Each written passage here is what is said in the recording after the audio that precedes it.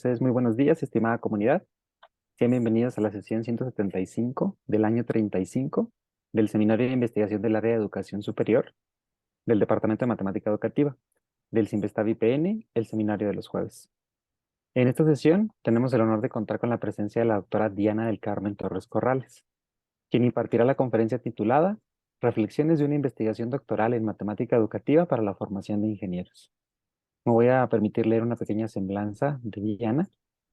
Diana del Carmen Torres Corrales es doctora en Ciencias en la especialidad de Matemática Educativa por el Centro de Investigación y Estudios Avanzados, maestra en Matemática Educativa e Ingeniera Industrial y de Sistemas por el Instituto Tecnológico de Sonora, ITSON. Es profesora auxiliar del Departamento de Matemáticas del ITSON y de la Maestría en Didáctica de las Ciencias en modalidad virtual de la Universidad Autónoma de Querétaro. Es miembro del Sistema Nacional de Investigadores SNI, del Comité de Arbitraje de Revistas Indexadas en la Disciplina, del Grupo de Investigación Formación de Ingenieros desde la Matemática Educativa FIME y del Comité Latinoamericano de Matemática Educativa CLAME. Ha participado como instructora, tutora y diseñadora de materiales para el desarrollo profesional docente. Trabaja en la línea de construcción social del pensamiento matemático para la formación de ingenieros. Queremos recordarles brevemente a nuestros asistentes que tanto aquí en Zoom como en Facebook, que las preguntas se pueden realizar al final de la presentación, ya sean preguntas o comentarios. Y bueno, sin más por agregar, le dejo con ustedes a la doctora Diana. Muy bien, compartiré pantalla, ¿verdad? Sí, por favor. Ahí estoy compartiendo. ¿Se ve bien? Sí, Ok. Y quiero compartir pantalla completa. perfecto.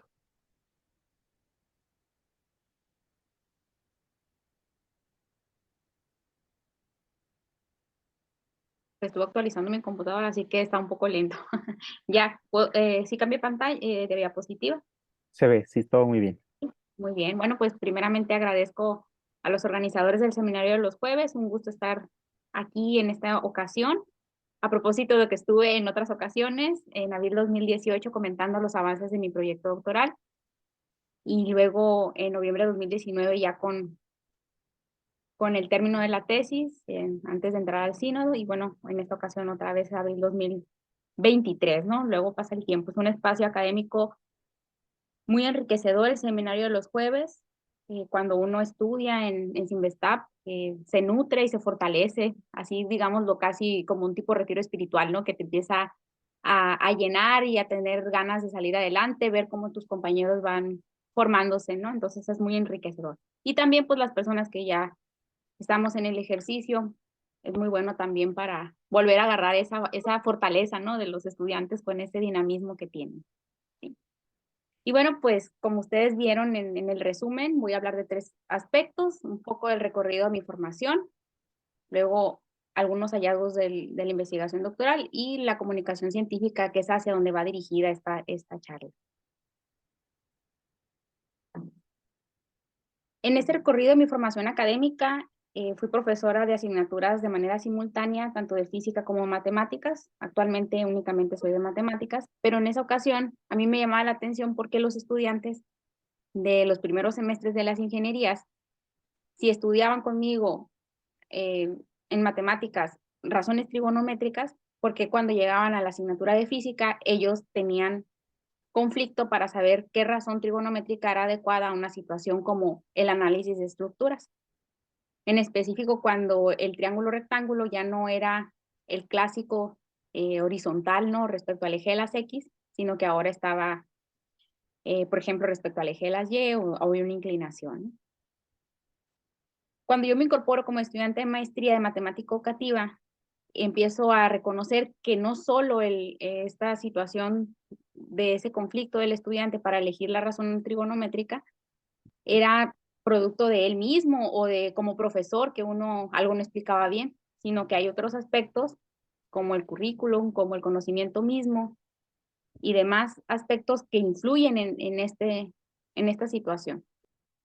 Cuando yo ingreso al doctorado, pues continúo con esa misma pregunta, con ese mismo cuestionamiento, y empiezo también con la literatura a identificar que por ejemplo, en la parte de trigonometría para las razones, sin importar la región territorial y el momento en que se enseñe, ya sea en el tercer año de educación básica en México, por ejemplo, o en medio superior se repite, o en la universidad, la manera de enseñar este tema es similar. Se da objetos, hay que calcular un tercer valor faltante, se elige la situación, dada la situación, la razón adecuada al momento ese, y se hace una operación con la calculadora científica. Y la literatura ha dicho que, por ejemplo, en el caso de la teoría socioepistemológica, se ha reconocido que, dado este tipo de enseñanza, pues se ha hecho que en algunas personas se genere un significado lineal, que es considerar que las razones trigonométricas operan como reglas de tres. Y esto lo podemos ver porque a veces se cree que a crecimientos constantes de un ángulo, en un triángulo rectángulo, el cateto opuesto lo va a crecer de la misma manera, o viceversa, dado el crecimiento constante de un cateto, el ángulo va a ser así, siendo que ni siquiera se forma un triángulo. Y bueno, pues la matemática educativa, voy a hacer la analogía, me encanta esta analogía que la doctora Gisela Montiel realiza, es unos lentes específicos para ver un fenómeno. Entonces nosotros tenemos un marco referencial, dado nuestros grupos humanos a los que pertenecemos, como yo profesora en ese momento y luego ya después estudiante, pero cuando llegamos a una disciplina como la matemática educativa, empezamos a posicionarnos desde un lente específico para entender, para explicar y para estudiar esos fenómenos educativos bajo una mirada científica, una explicación que no solo atribuye a cuestiones que nosotros creemos que suceden, sino con un grado de rigor sólido. Entonces, como estudiante de doctorado, que es un momento magnífico porque en el caso de Simvestab, pues uno tiene la oportunidad de recibir una beca de manutención, es un momento de profunda reflexión, de gran privilegio, porque uno se dedica a estar pensando, a estar reflexionando, es un momento que disfruté mucho y que les digo a los que están en este momento en maestría y doctorado que lo disfruten, que más que yo sé que la tesis ahí nos está torturando un poco en todo momento, pero que uno disfrute ese momento, porque es muy importante disfrutarlo, es un privilegio, les repito. Y bueno, tenemos tareas simultáneas, la formación general, como los seminarios de los jueves, los seminarios de nuestro director de tesis, las lecturas que hay que estar siempre viendo y la tesis que hay no que dejarla, el producto que nos van a evaluar y la difusión de los productos que generamos porque estamos generando conocimiento científico. Y este es el ciclo que yo realizo para esto. La gente generalmente, nosotros comunicamos avances, pero no ven el trabajo que está detrás. Entonces, cuando nosotros empezamos a generar este tipo de trabajo de investigación, pues realmente lo que hacemos, bueno, lo que me ha funcionado es autoevaluarme. Más que estarme culpando de qué avance tengo y qué he logrado y qué no he logrado, es autoevaluarme, qué es lo que yo quiero hacer. Y ahí que sirva bastante esos planes de trabajo semestral que nosotros en el departamento de matemática educativa, y uno planea de manera general qué quiere lograr. Y lo que a mí me ha funcionado es, bueno, yo quiero lograr, por ejemplo, asistir a un evento o terminar la revisión de antecedentes, y para ello esta semana voy a hacer tal y tal cosa. ¿Qué es lo importante aquí? Estar haciendo algo, aprovechar el tiempo. A veces uno, pues, se desanima por diferentes situaciones personales o de índole académica, entonces es muy fácil desistir o empezar a decir no tengo ganas, o te duermes tarde y te levantas muy tarde. Entonces los hábitos que también uno puede influir, pues cada quien depende, ¿no? Hay gente que le funciona dormir bien, descansar, a otros desvelarse, no sé, pero lo importante aquí es uno se conoce y en qué momento uno es más productivo.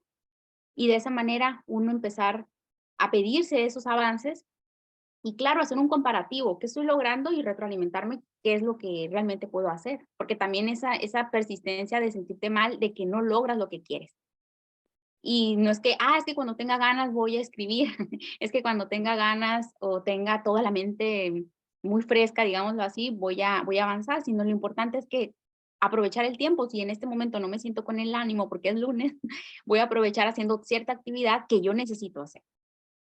Bueno, pues eso es lo que a mí me ha funcionado, ¿verdad? Todo eso es privado, la autoevaluación que quiero hacer, planeo qué quiero lograr en esta semana y vivo el día, y luego el trabajo que uno realiza y, por supuesto, el avance, que es lo que los demás pueden ver. Entonces, cuando uno es estudiante de doctorado, hay que revisar de manera permanente literatura para los antecedentes, para la teoría, para la metodología, para los análisis, y uno lleva a cabo un ir y venir a esa revisión. A veces uno pensaría, y bueno, en mi caso yo lo digo de manera muy personal, porque en las ingenierías nos acostumbramos a no retrabajar, así le decimos, ¿no? No hay que retrabajar porque en ingeniería industrial eso es pérdida de tiempo. Pero en la disciplina nuestra, la revisión y volver a revisar una lectura nos da una comprensión más profunda muchas veces, ¿no? Me fijo en algún momento de mi investigación que los antecedentes es lo que a mí me interesa, pero esa lectura en otro momento me va a servir para la parte de metodología o para la parte del análisis de los datos y voy generando una comprensión distinta por el momento en que me encuentro.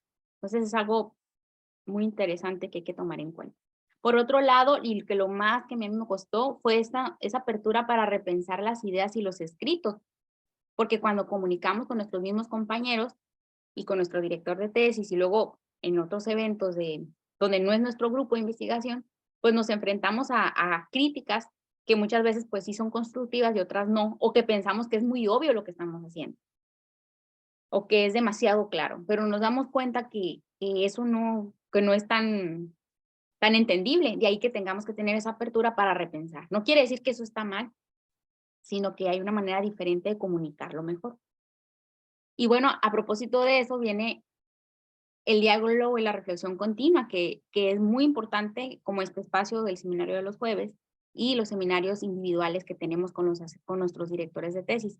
Porque ese diálogo y esa reflexión entre compañeros que están en la misma dinámica que nosotros y con la comunidad académica nos va a ampliar nuestra reflexión, qué es lo que estamos haciendo, estamos creciendo como comunidad y también pues nos ayuda a dar mayor especificidad a cómo decir las cosas. Y también cosas que no estamos dando a entender bien, pues. Muchas veces, como les digo, sobre todo en la parte, a mí me ha pasado de la parte teórica, que creemos que todo es muy claro para nosotros, pero a lo mejor la manera de comunicarlo no ha sido la adecuada. Y la participación en estos eventos, porque dado lo que estamos realizando y hacemos el ejercicio de comunicar un producto de trabajo, pues damos nutrimos, ¿no? Nuestro mismo quehacer. Y todo esto, ¿para qué nos va a servir? Pues para incorporarnos a la disciplina mediante la realización de tareas simultáneas que el posgrado nos hace, la formación general, la tesis y la comunicación científica de eso que estamos produciendo. Cuando yo llego al Cinvestav, pues agradezco aquí a la doctora Gisela presente, ella fue mi asesora en maestría 2012-2014 y luego en el doctorado 2016-2020. Se atrevió a dirigir un proyecto de ingeniería donde ella pues no es experta, pero que la trigonometría, esa pasión que tiene, y bueno, que yo la tengo también por la trigonometría, pues está acá, ¿no? Entonces, me sirvió muchísimo la manera de trabajar de ella, porque pues no solo me incorpora a decirme, mira, esta es la tesis, este es el Cinvestav, esta es la dinámica del doctorado, sino a tener una pasión por hacer ciencia, por hacer investigación, por estarme cuestionando, por estar reflexionando, bueno, esto que estoy viviendo en determinado momento, ¿a qué va? Y de ahí empiezan a nacer proyectos y empiezan a nacer artículos de investigación que pues a lo mejor ustedes me siguen ahí en ResearchGate, en comercial, pueden mirar, ¿no? Y bueno, la problemática que atendimos en la investigación doctoral la denominamos desarticulación matemática, porque había 3 situaciones persistentes en la escuela de ingeniería donde yo trabajo, que es, número 1, el estudiante llega a su último año y no solo al último año, sino va siguiendo las asignaturas y dice, no me acuerdo de esa matemática. O simplemente les dices, tal matemática en el caso de la trigonometría, no sé. Y luego, sí, es esa trigonometría, pero no me acuerdo de la fórmula. Muy clásico acá en las ingenierías. Y bueno, dado en esas 2 situaciones, el profesor da un repaso, le decimos entre comillas, que ya a la luz de mis resultados de investigación sabemos que no es un repaso, luego les voy a platicar por qué, de esa matemática. Y esto persiste no solo en esta situación de último año, pero más se ve ahí, porque el profesor de las ingenierías dedica una parte de su curso al profesor de ingeniería a decir, mira, esta es la matemática que debiste haber aprendido o que debes de tener bien presente para poder resolver los problemas de aquí. Y bajo la teoría socioepistemológica y el método etnográfico, nosotros planteamos la pregunta de investigación: ¿qué usos de las nociones trigonométricas se dan en la ingeniería mecatrónica cuando los estudiantes resuelven problemas de la robótica? Y lo primero para nosotros reconocer un uso desde la teoría socioepistemológica es la presencia de senos y cosenos. Pero el uso tiene un peso más allá de decir, pues ahí están senos y cosenos, y lógicamente está la trigonometría ahí. Nosotros queríamos entender qué características de la matemática y del contexto se necesitaban para resolver ese problema, pero aparte que generaba un significado, que tuviera una explicación más allá de que porque la fórmula me lo dijo o la calculado. Para ello, y dado la especificidad que tiene el método etnográfico, pues empezamos a decir, vamos a enfocarnos a la parte micro, y para ello empezamos a delimitar. Se hace una revisión de planes y programas de la institución, del ITSON, y de una dirección de ingeniería o facultad de ingeniería. Hicimos 3 niveles: un programa educativo que tuviera el mayor contenido de trigonométrico, luego de una asignatura que fuera de último año de competencia de egreso, porque ahí recopilaría o demandaría, ¿verdad? Más bien conocimiento articulado, y luego un tercer nivel donde un problema de estos que se resuelven. Entonces, en la asignatura robótica industrial se resuelven 3 problemas, y uno de ellos se llama cinemático directo de posición. Y bueno, la parte documental que se hace primeramente, que atañe a esto, es esta sección. Esta imagen que muestro, donde robótica industrial se ubica en el 7º semestre, y para ello se requiere una asignatura llamada cinemática de máquinas, que lo que provee es el conocimiento disciplinar de lo que son mecanismos y máquinas, la cinemática referida al estudio del movimientos de un cuerpo sin considerar las fuerzas que lo producen. Y luego, en las ciencias básicas, que son los primeros 2 años, matemáticas 2 de ellas, que yo era profesora, y luego física, que también yo fui profesora, o que yo llevé alguna de esas clases, ¿no? Entonces, esta es como la sección curricular asociada al problema cinemático referente al contenido de trigonometría. Y para el entendimiento completo de la investigación, se hacen 3 momentos con el método etnográfico: una recolección de datos, donde se hace una observación no participante para entender de manera, primeramente en un primer nivel, bueno, qué es lo que dicen que hacen la ingeniería mecatrónica referente a este problema de la robótica, y planear cómo recolectar los datos. Luego, una producción de datos donde se utiliza la observación participante y la conversación con grupos de discusión y entrevista para realizar el trabajo de campo, y luego el análisis de datos, donde se hace un análisis descriptivo desde una descripción densa en el sentido de Clifford Geertz, y luego un análisis de la actividad matemática para que con herramientas propias de la teoría, en unión con otras de la literatura, se dé respuesta al problema de investigación. Desde la teoría socioepistemológica, que nace en el CINVESTAB por científicos mexicanos, y que considera que la matemática se construye por grupos humanos, y en el ejercicio de la práctica y lo que hacemos con esa matemática generamos un significado, es que entendemos este trabajo. Y bueno, las estrategias que hasta el momento ha seguido la teoría son, puedo mencionar 3, que es hacer análisis de corte documental, donde se analizan piezas del conocimiento en una obra científica, y a él le llaman análisis histórico-epistemológico. Con él se empiezan a identificar desde la génesis de un conocimiento matemático, pues qué significados, qué usos, qué prácticas están alrededor de él. Y generalmente con eso se ponen en juego para hacer análisis, ¿cómo le llamaríamos?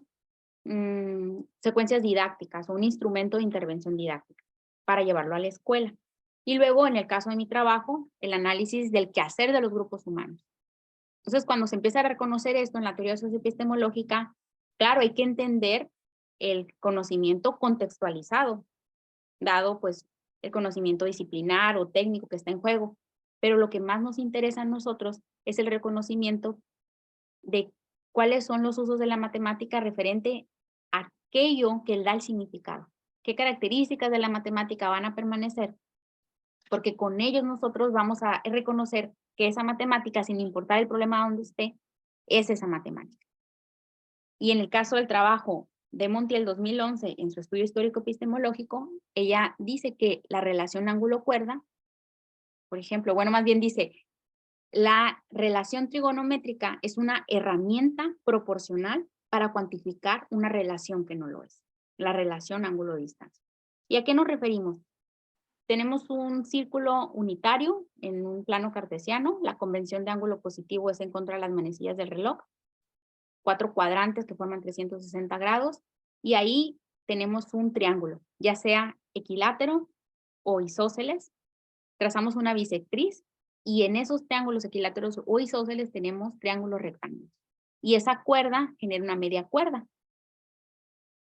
Y la trigonometría es una herramienta proporcional porque no importa si estamos hablando de un modelo de escala o qué forma esto, o en un edificio, o en el caso del trabajo de ella, de doctora Gisela Montiel, lo que fue el estudio de cuerpos celestes macro no manipulables, ahí va a ocurrir lo mismo. Y el ejemplo clásico, cuando tenemos un ángulo de 30 grados, ocurre porque el cateto opuesto es la mitad de la hipotenusa, o bien la media cuerda, pues por eso es media cuerda respecto al radio. Entonces, si yo tengo un ángulo de 30 grados y el cateto opuesto es 5 metros, por ejemplo, es porque el radio es 10 metros. Por eso hablamos de la media cuerda. Entonces, en esa configuración, por eso es una herramienta proporcional, porque dado que se dé esa configuración, va a cuantificar, va a decirte qué medida es, una relación que no es proporcional. En este caso, media cuerda e hipotenusa. Haciendo referencia a la primera imagen de, creo, la diapositiva 3, de que no crece constante.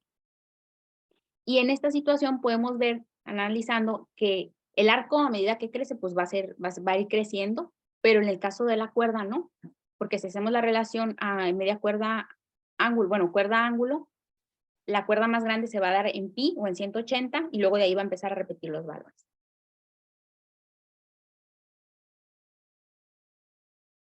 Y en el caso del problema cinemático directo, este refiere a qué ubicación, dadas las distancias y los ángulos, va a tener el efector final, o sea, la mano de nosotros o la mano del robot, que se llama efector final, respecto a la base. En los robots de este tipo de máquinas que no tienen inteligencia artificial, hace referencia a la base como por ejemplo en el hombro nuestro o en nuestro tronco mismo. Y para ello nosotros tenemos 3 subsistemas: movimiento, que es digamos así como nuestros músculos, nuestros huesos; el reconocimiento, nuestro cerebro, nuestra mirada; y el de control, ¿no? Bueno, el de control más bien el cerebro, ¿no? Y el reconocimiento puede ser la vista. Y en el caso del problema cinemático directo, hacemos referencia, digamos, bueno, tenemos el subsistema de movimiento, pero como los huesos, ¿no? Nos va a interesar eso, la parte de los huesos que hace el robot. En el primer producto que se genera en este trabajo, bueno, que le hablaba yo de tareas simultáneas y de estar haciendo algo, y a veces, pues, en el caso de la publicación, pues, no se da de manera lineal, porque hay otros tiempos, hay cosas que no hacemos, y por eso tienen un desfase, podrían verlo aquí en las fechas. Pero el primer producto que aquí se reporta, dado el esquema del estudio etnográfico, fue la parte documental. Y en este trabajo, en la revista Noesis, se da este cuadro de análisis para decir cómo estamos nosotros analizando el quehacer bueno, sí, el quehacer de la ingeniería mecatrónica desde una observación no participante, haciendo la resolución de los problemas en el supuesto hipotético como lo hace el estudiante, y empezando a entender cómo se articulaba el conocimiento para hacer ese rastreo. Entonces, la primera parte de este cuadro analítico recopila la parte del análisis de Montiel, análisis histórico-epistemológico, le da un tratamiento de razonamiento a la manera de actuar del estudiante ante las tareas que genera significado, pero dando un recorrido de la literatura, no solo de teorías socioepistemológicas, sino de otras teorías, pero que comparten el quehacer de la trigonometría. Y luego, dado una vez que se llena toda esta información, se hace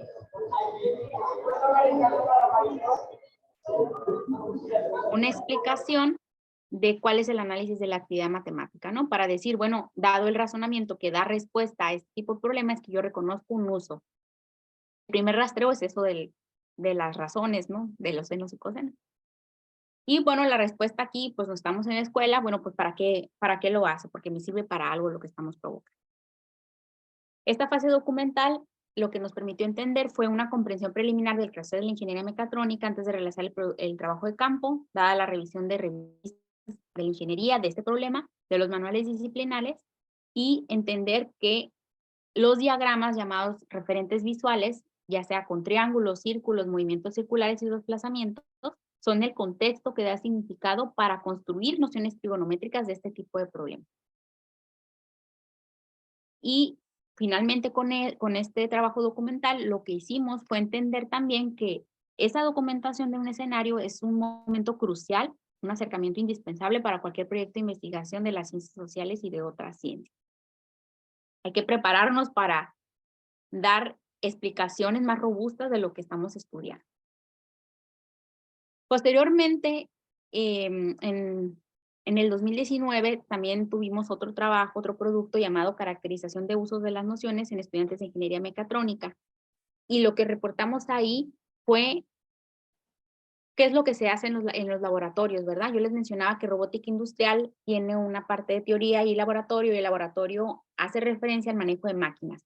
Y ahí es muy interesante ver cómo ponen en juego la matemática que dicen que están utilizando, dado el contexto de ellos, ¿no? De lo que es la ingeniería mecatrónica. Cómo empiezan a expresar, a entender cómo mover la máquina, dado la matemática que está ahí.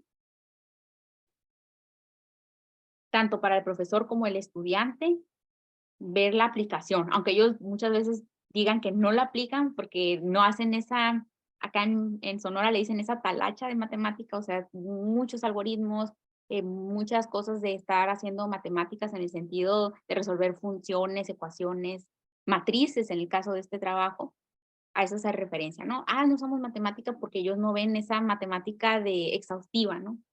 Pero en realidad cuando uno hace esta documentación, bueno, este trabajo de campo, lo que es el diario de campo, pues por supuesto que está ahí, ¿no? Y gracias a la parte documental es que se entendió eso.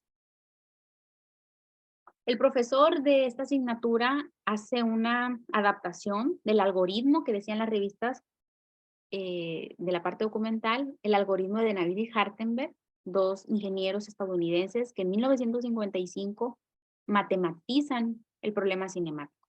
¿Cuál es la posición y orientación de la mano del robot respecto a la base?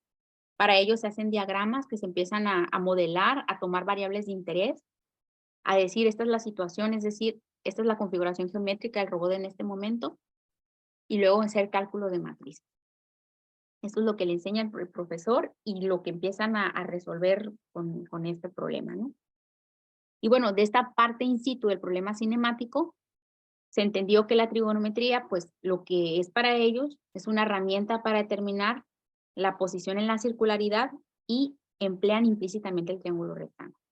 Y algo muy contrastante que fue para mí, porque el triángulo rectángulo es lo que se utiliza para explicar las razones trigonométricas y como aquí no estaba, pues resulta que estaba implícito, ¿verdad? En la manera de resolver.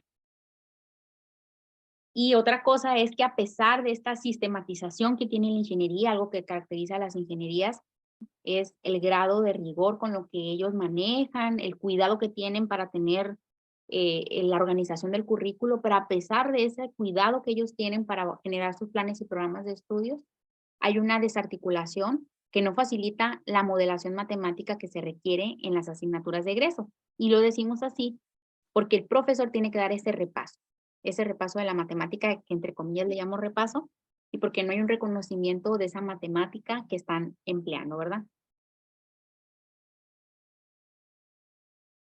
Más adelante, y bueno, a finales de este año, en la revista Innovación Educativa del Politécnico, se publica el artículo Características matemáticas y contextuales de la trigonometría en el repaso para robótica. Aquí se explica esa parte que tuvimos oportunidad de registrar en el trabajo de campo, haciendo referencia a ese repaso que decía el profesor que les daba. Cómo la trigonometría, aunque está en una matriz de transformación lineal en coordenada homogénea, aún así no cumple o no se rige más bien no se rige por los axiomas del álgebra lineal. Es muy importante aquí que las matrices pues no conmutan, ¿verdad? Porque el movimiento del robot tiene una secuencia, pero que la trigonometría mantiene su esencia aunque esté ahí, ¿verdad? En esa parte tan abstracta del álgebra lineal y que sigue la esencia de la relación ángulo-distancia. La noción de razón trigonométrica evoluciona ahí, o podemos ver cómo va generándose esa complejidad. Y bueno, esa cinemática directa comprende o conjuga la rotación en el plano, en el espacio, y luego los ángulos, ¿verdad? De esta parte. Y lo que hace el algoritmo de Nair y Hartenberg es decir, cómo es que dado un eslabón, digamos como un hueso, como la parte de nuestro antebrazo, uniéndose al codo, por ejemplo, a la muñeca, va a tener ciertos ángulos, ¿verdad? A esto hacemos referencia. De aquí había 4 nociones trigonométricas, por ejemplo, la matriz de rotación, que de manera matemática su característica es que ésta se forma de acuerdo con el ángulo de referencia del triángulo rectángulo, donde ya no es necesario que el triángulo esté acomodado horizontalmente exactamente como el plano cartesiano, sino que ahora puede estar rotado en diferentes direcciones, y lo que hacen los estudiantes es asociar, y el profesor también, al ángulo como un giro y definir las razones senos y cosenos. O sea, todo lo empiezan a normalizar en distancias horizontales y verticales, y de manera contextual en el problema de la robótica representa un giro sucesivo de 2 rotaciones de una articulación. La matriz de cambio de coordenadas se utiliza porque aquí hace necesario la cinemática inversa, por ejemplo, o los modos de trabajo del robot, cambiar filas y columnas de la matriz de rotación. Y esto es válido porque ahora son matrices ortogonales donde la matriz inversa es igual a la transpuesta. Y el matriz de cambio de coordenadas se utiliza, ya no se puede observar físicamente en los modos de trabajo del robot en el laboratorio, pero es una manera de llevar a cabo pues la parte abstracta del álgebra lineal. De manera contextual lo hacen porque requieren otra perspectiva de rotación, donde el sistema de referencia permanece fijo, ¿verdad? Y la articulación es la que se está moviendo. Hay algo también interesante aquí de los valores de senos y cosenos del ángulo, porque matemáticamente son valores que provienen de la trigonometría. En las explicaciones del profesor y los estudiantes te dicen, ¿cómo es que sabes que seno de 30 es 0.5, coseno de 30 es 0.866, seno de 45 es 0.7071? Y yo decía, ¿cómo es que ellos saben eso? Y cuando se les hacen entrevistas en grupos de discusión individualmente, ellos dicen que porque provienen del triángulo rectángulo, del círculo y de gráficas de funciones de seno y coseno. Y que dan los mismos valores porque estos permanecen iguales al formarse el mismo ángulo. De manera contextual, esa permanencia de valores es porque el tamaño de los eslabones no cambia. Entonces es algo que fue muy significativo porque no solo es la explicación porque me lo dice la calculadora, sino que ellos reconocen estas nociones trigonométricas provenientes de esas herramientas de la trigonometría. Y otra cosa que estuvo aquí presente fueron las identidades. Las identidades matemáticamente tienen la función de simplificar operaciones de las matrices, pero de manera contextual las utilizan porque requieren operaciones de las matrices del control más eficientes. El subsistema de movimiento de la parte mecánica y del control trabajan en diferente tiempo y se requiere que sea lo más cercano posible para que el movimiento del robot sea suave y no sea como en golpes, ¿no? Y vaya la redundancia, como robotizado o como muy abrupto. Entonces, la ejecución eficiente se hace porque se cambia por identidad y la identidad la compila más rápido la parte de la computadora del robot y el movimiento es más suave. Y de esta fase in situ del repaso de la matemática, nosotros reconocemos el rol de los diagramas como aquellos que modelan la situación y un medio, no solo para decir, bueno, así estoy modelando o me lo pide el problema cinemático, sino porque se justifican operaciones matemáticas versus el rol único que generalmente están las asignaturas de matemáticas, que es sacar datos. Y no solo eso, sino que desde las asignaturas de física se ve esa parte. Por otro lado, hay una permanencia y funcionalidad de la noción de razón trigonométrica que evoluciona y se hace compleja dadas las características de la matemática, algo que ocurre en este problema. Y También la ausencia del significado lineal, que yo les mencionaba al principio, porque los estudiantes y el profesor reconocen como trigonométrico lo que están generando, no solo por un valor que la computadora o la calculadora les está dando. Y finalmente, con todas estas cosas que les he estado platicando, llego a lo que es la comunicación científica, que en sí es lo que estoy tratando de dar a entender, ¿verdad? Más que decir, aquí está una publicación o está otra, es decir, cómo es que lo que nosotros generamos, pues es al final, bueno, su principal motivo es la generación de conocimiento científico. Cuando nosotros estamos en una maestría, en un doctorado, estamos elaborando una investigación y nosotros la vemos de una manera como única. Nuestros asesores, directores de tesis tienen esa visión amplia de, de decir, este proyecto va a lograr tal cosa, y tienen hipótesis, y van viendo nuestro avance y nos van guiando. Entonces es bien importante dejarnos guiar por ellos, confiar en que si ellos dijeron, voy a dirigir tu trabajo, ellos tienen una visión bien amplia de lo que estamos haciendo, y todo lo que hacen es con el propósito de facilitarnos, de ponernos retos, de facilitarnos lo que estamos haciendo, de ponernos retos para pensar más ampliamente las cosas y porque quieren lo mejor, ¿verdad? Para nosotros. Y estos reportes o productos de investigación requieren antecedentes, teoría y metodología específica. ¿Qué ocurre? Y yo lo digo por mí, ¿no? Tengo el proyecto y lo veo nada más como uno amplio y creo que quiero publicar o mandarlo a un congreso y digo, no puedo porque todavía no lo tengo terminado. Y queremos como que nada más lo terminado o ya no me puedes preguntar nada más o ya no lo puedo pensar más. Entonces, cuando nosotros vamos viendo la investigación completa y nos vamos dejando guiar por los directores de tesis, podemos ir elaborando reportes y esos reportes requieren antecedentes, teoría y metodología específica, porque tiene que tener esa coherencia para poder responder y decir, mira, esto es lo que te estoy proponiendo. Y de ahí viene que sea necesario seleccionar una revista, por ejemplo, en el caso de las revistas o del evento académico, que tenga un alcance y una pertinencia, porque en el caso de mi trabajo lo pueden ver, pues está la teoría socioepistemológica, está el método etnográfico, está la matemática avanzada, la formación de ingenieros, y hasta el momento no hay una revista que reúna todo eso. Entonces, en las revistas que hemos seleccionado para empezar a comunicar tienen que tener algo que tenga el alcance y el enfoque, ¿verdad? Porque recordemos que el tiempo, pues, es lo que no podemos manipular a voluntad, ¿verdad que no? Y eso es bien preciado, ¿no?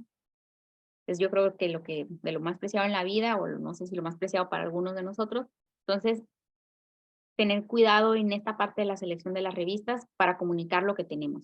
Y el mayor reto para mí ha sido la fundamentación teórica, cómo dar a entender de manera concreta lo que estoy haciendo, analizando, porque les decía, la matemática educativa nos da esa parte, ese lente para dar explicaciones profundas de lo que estamos estudiando el fenómeno educativo. Y todo esto que les estoy comentando llega por la ronda de arbitraje. Cuando llegamos a los árbitros, y por eso es importante de aceptar esa apertura para tener críticas de nuestros compañeros, de nuestro asesor de tesis y de eventos a nivel local y luego más amplios, porque los árbitros lo único que tienen es lo que escribimos. Ellos a lo mejor no nos conocen, pero se supone que no, es a doble ciego. Y cuando tenemos las observaciones de los revisores, muchas veces pues llega a nosotros como un sentido de tristeza, porque pues le echamos con muchísimo trabajo, muchas ganas a lo que estamos haciendo, pero en la ronda de arbitraje la comunicación pues no es tan buena. Y en esa atención de observaciones, nosotros aprendemos muchas cosas, empezamos a decir, ah, mira, de esta forma comuniqué el trabajo y estoy diciendo cosas que a lo mejor con los resultados no se está dando. En las experiencias de estas publicaciones, la parte de los hallazgos, de los resultados, nunca los cuestionaban, sino la parte teórica. Había preguntas como que nosotros queríamos comunicar como muy amplia la teoría y no dábamos a entender. También por la ingeniería, ¿no? A lo mejor los que nos revisaban en la parte aquí. Pero en esta atención a observaciones uno aprende muchísimo. Hay que ser objetivos, a veces las observaciones no son tan buenas. O también siempre me dice la doctora Gisela, es que tú quieres dar respuesta a todo y pierdes la esencia. Entonces, no perder la esencia de lo que estamos haciendo, pero también repensar, ¿no? Pensar eso, estas rondas de arbitraje, porque bueno, de ahí uno atiende muchas cosas. Y algo que cuestionaban y en el trabajo de nosotros es, bueno, si tú ya tienes publicaciones referentes a lo que estás haciendo investigación, ¿qué es lo que me estás aportando en esta nueva publicación? Porque pareciera que agarras tu trabajo de doctorado y lo partes y haces muchas publicaciones. Y no es eso, ¿verdad? Sino que es la complejidad del fenómeno educativo al que estamos dando atención, que por eso generamos diferentes productos de publicación, diferentes piezas de conocimiento. De ahí que se requiera de manera específica para esa publicación antecedentes, teoría y metodología de lo que estoy generando.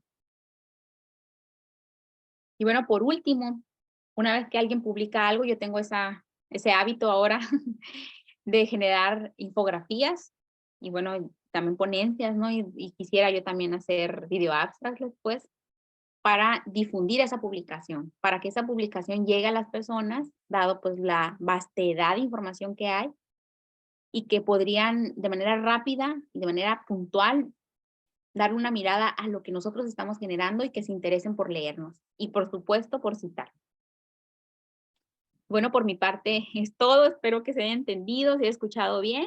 Acá están las referencias de la presentación y en mi ResearchGate pueden consultar las publicaciones y si alguna no está de acceso abierto, con mucho gusto me pueden mandar ahí un mensaje y yo compartir. Muchas gracias. Muchas gracias, Diana. Bueno, pasamos ahora a la sección de comentarios y preguntas por parte del público que se encuentra aquí en Zoom o bien desde Facebook y nosotros podemos hacer lectura de ellas o bien si gustan participar pueden levantar la mano por aquí y les damos la palabra. No sé si me puedes apoyar, Diana, a lo mejor dejando de compartir y luego en caso de que sea necesario, pues a lo mejor Sí, volvemos a compartir para verlos a todos. listo. Gracias, gracias, gracias.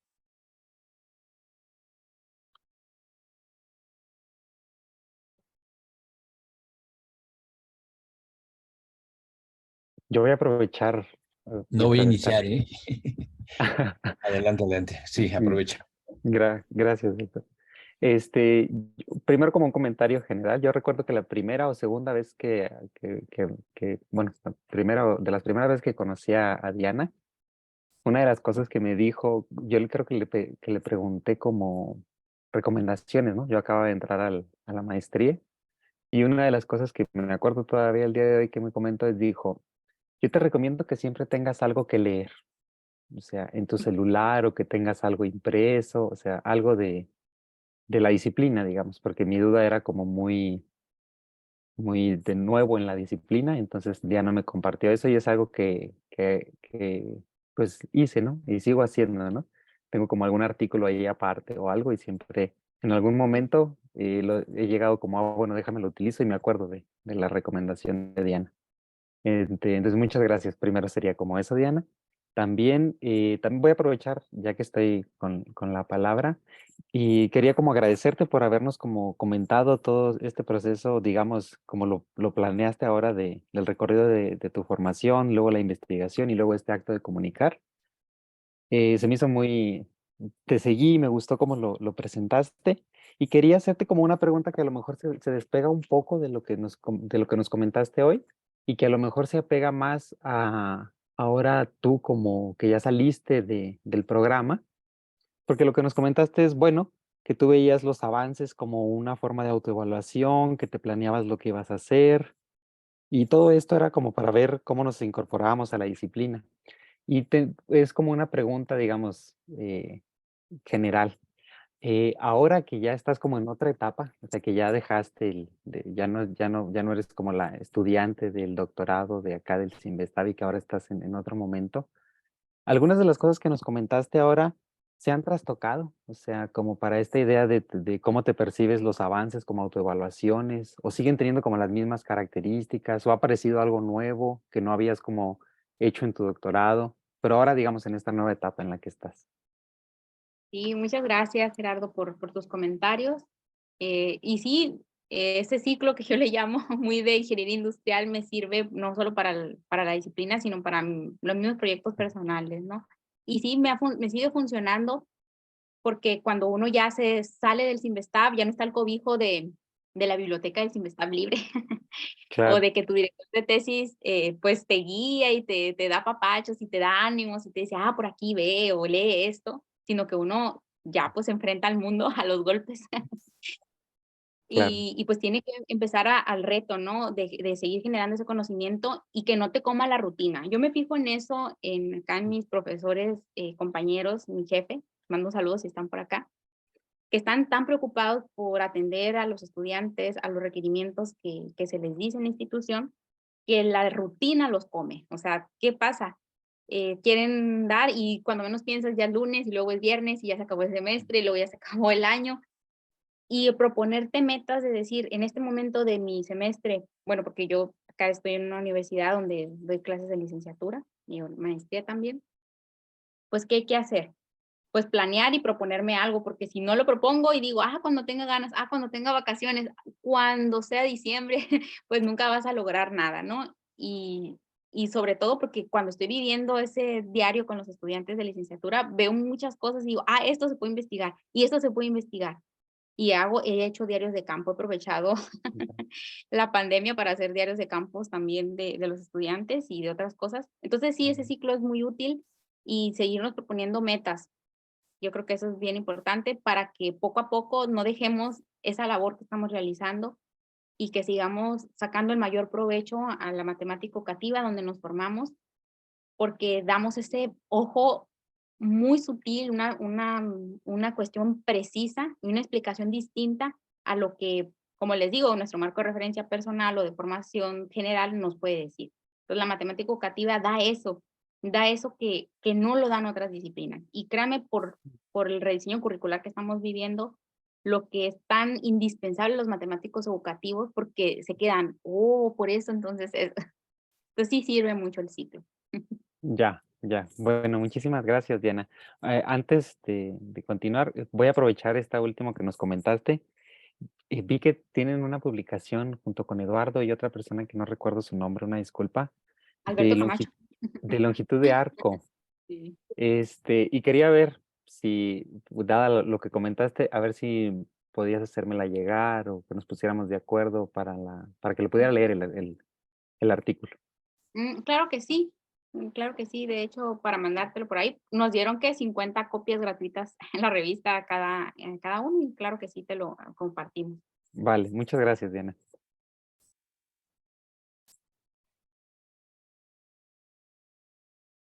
El doctor Cordero, ¿verdad? Quería comentar. Comentó que había prendido su cámara, pero que no, que eso no, bueno, así lo entendí, que no sé, doctor, ¿quiere comentar algo? Sí, pero no en este momento. Ok, O ok, sea, ok. vamos a decir que es didáctico. Ok, ok, Me está han bien. luego llamado la atención que hablo yo y que lo que digo hace como que inhibe Ah, intervenciones de los jóvenes que se están formando. Entonces dije, bueno, sí quiero comentar, por supuesto, ok, pero sí me espero un poquito para que a ver si la gente, los vale, compañeros, compañeras se animan y van vale, vale, preguntando cosas, ¿no? Entonces sí, no vale. quiero como acotarlo, por supuesto. Ya está ahí levantando Evelyn la mano. Sí, sí, Perdón. perfecto. Gracias, gracias. Adelante, Evelyn. Gracias, Piña. Gracias, doctora Diana, por la presentación. La verdad me gustó mucho como la forma en que lo hizo, muy humana y en platicarnos como su experiencia por la formación. Es bueno también para los que estamos en formación porque nos sirve también a veces de reflexionar cosas que pensaba yo, si es cierto o me falta esto. Entonces, por ahí en lo personal, pues tomo nota de algunas cosas. Y mi comentario referente a la presentación va a ser un poco sobre el método etnográfico, porque por ahí estamos teniendo un interés en estudiarlo como grupo y precisamente estábamos viendo el anexo que se tiene en su tesis de doctorado de método etnográfico, que pues primero felicidades porque es bastante completo y me ha ayudado bastante para entender algunas cosas.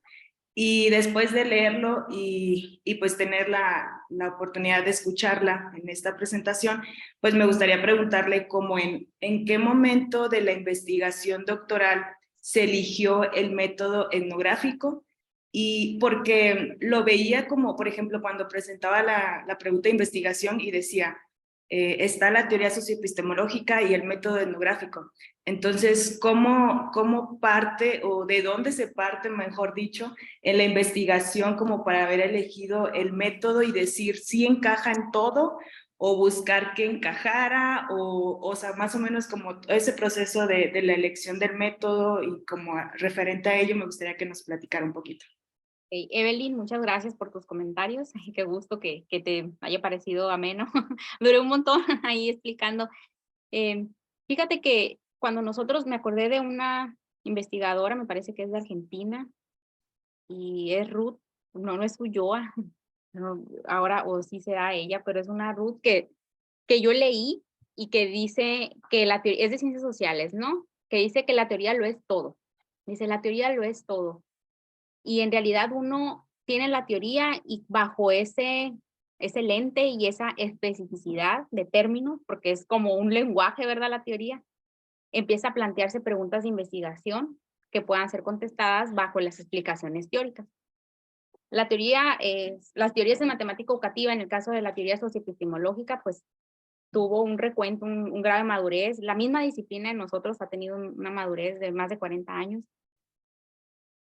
Y la teoría tiene un cuerpo de conocimiento, la palabra del doctor Cordero, que dice así, me acuerdo. Entonces, tenemos una manera específica, un lenguaje, algún entendimiento que vamos a tener. Cuando se empieza a hacer este trabajo y se empieza a plantear, estudiar los usos del conocimiento trigonométrico, es porque nosotros queríamos decir, bueno, y era algo que cuestionaban mucho cuando yo llevaba la investigación desde mi maestría y luego en las revistas. ¿Cómo es que tú quieres investigar sobre trigonometría si trigonometría es algo que está obvio? Los ingenieros la usan, ahí están senos y cosenos.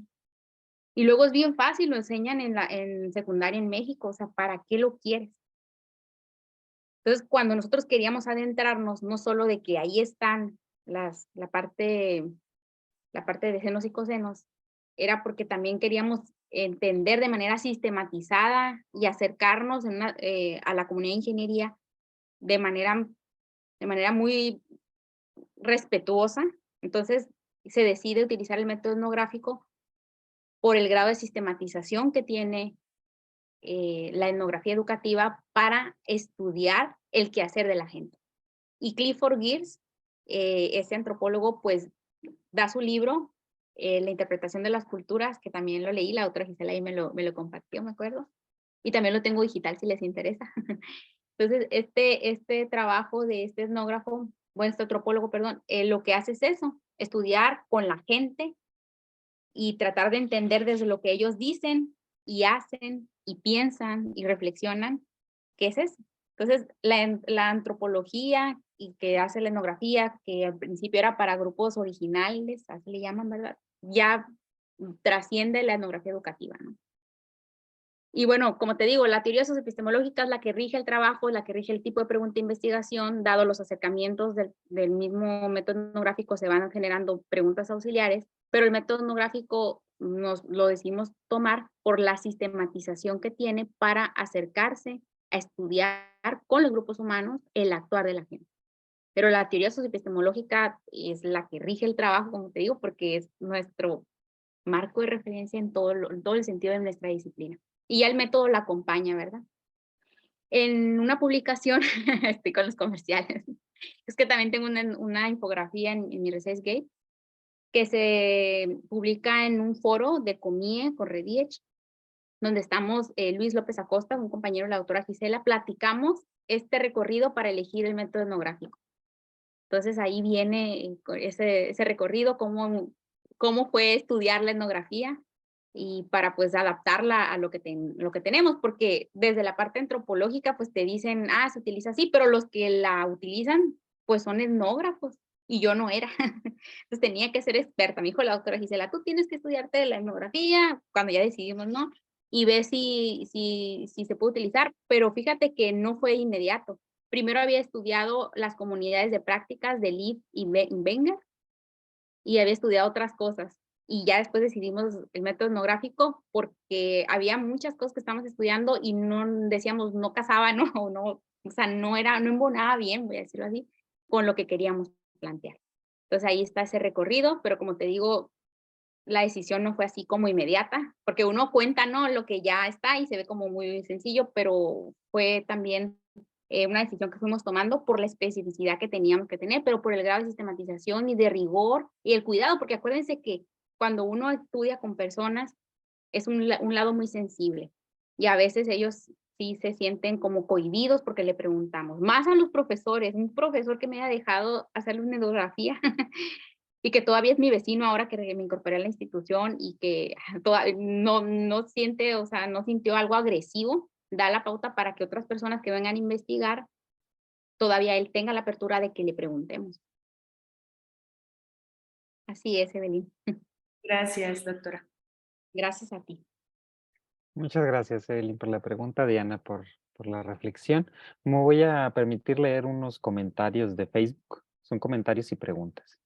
De Ivonne Sánchez primero.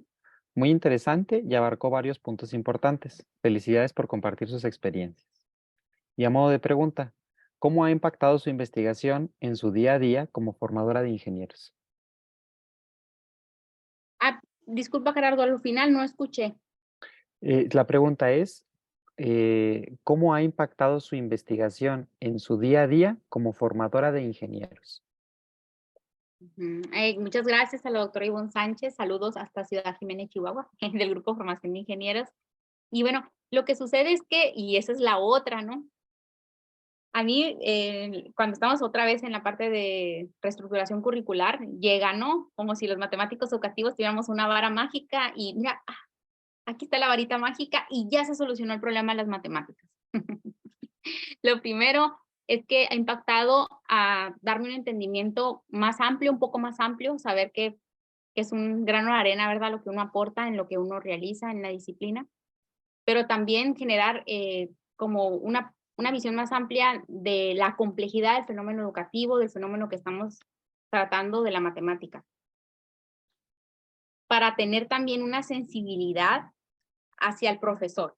Escuchar al profesor de ingeniería, escuchar al profesor de matemáticas y ser como un vínculo entre estos dos mundos.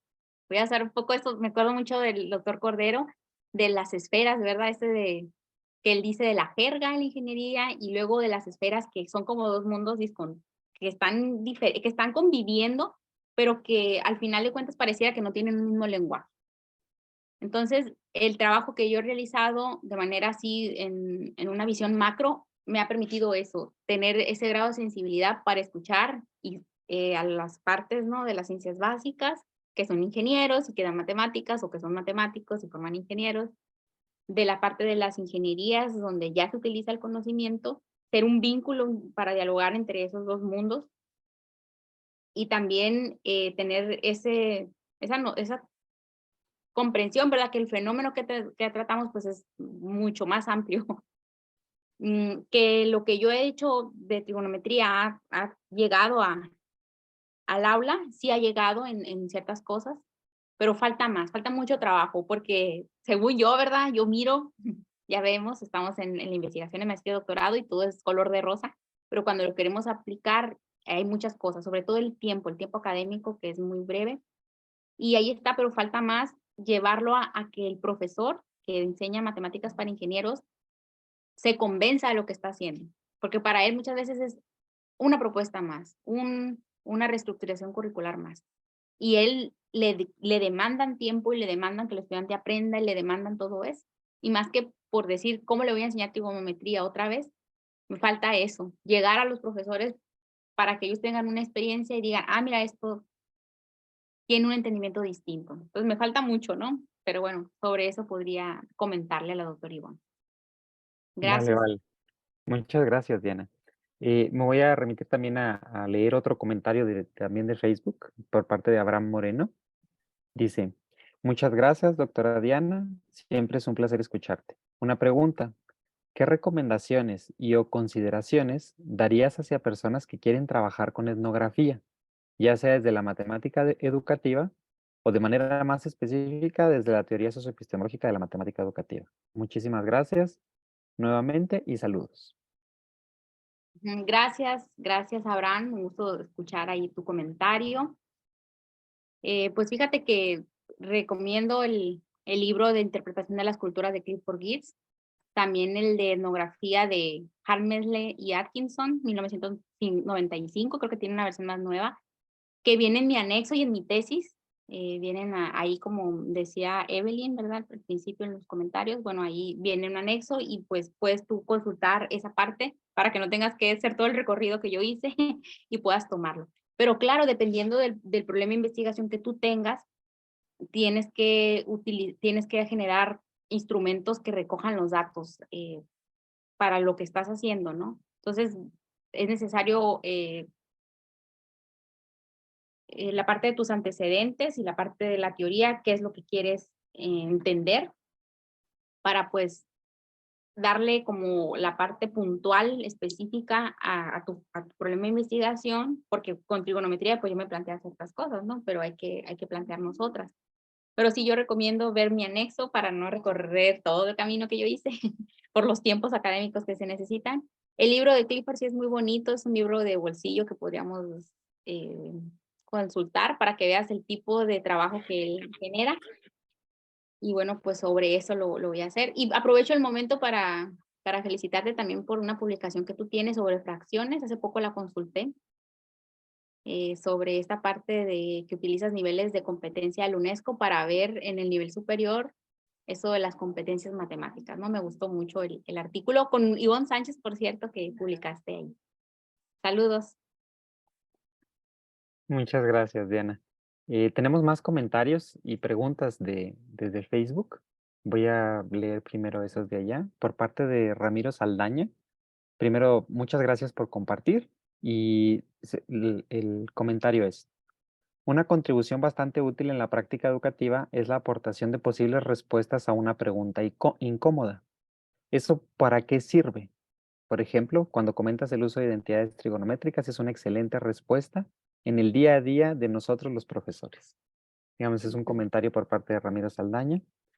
Tenemos también comentarios y preguntas de Steven Rojas. Steven primero manda saludos al doctor Cordero desde Chile y después manda unas felicitaciones a la doctora Diana. Muy claro e interesante, comenta. Y dice: una consulta.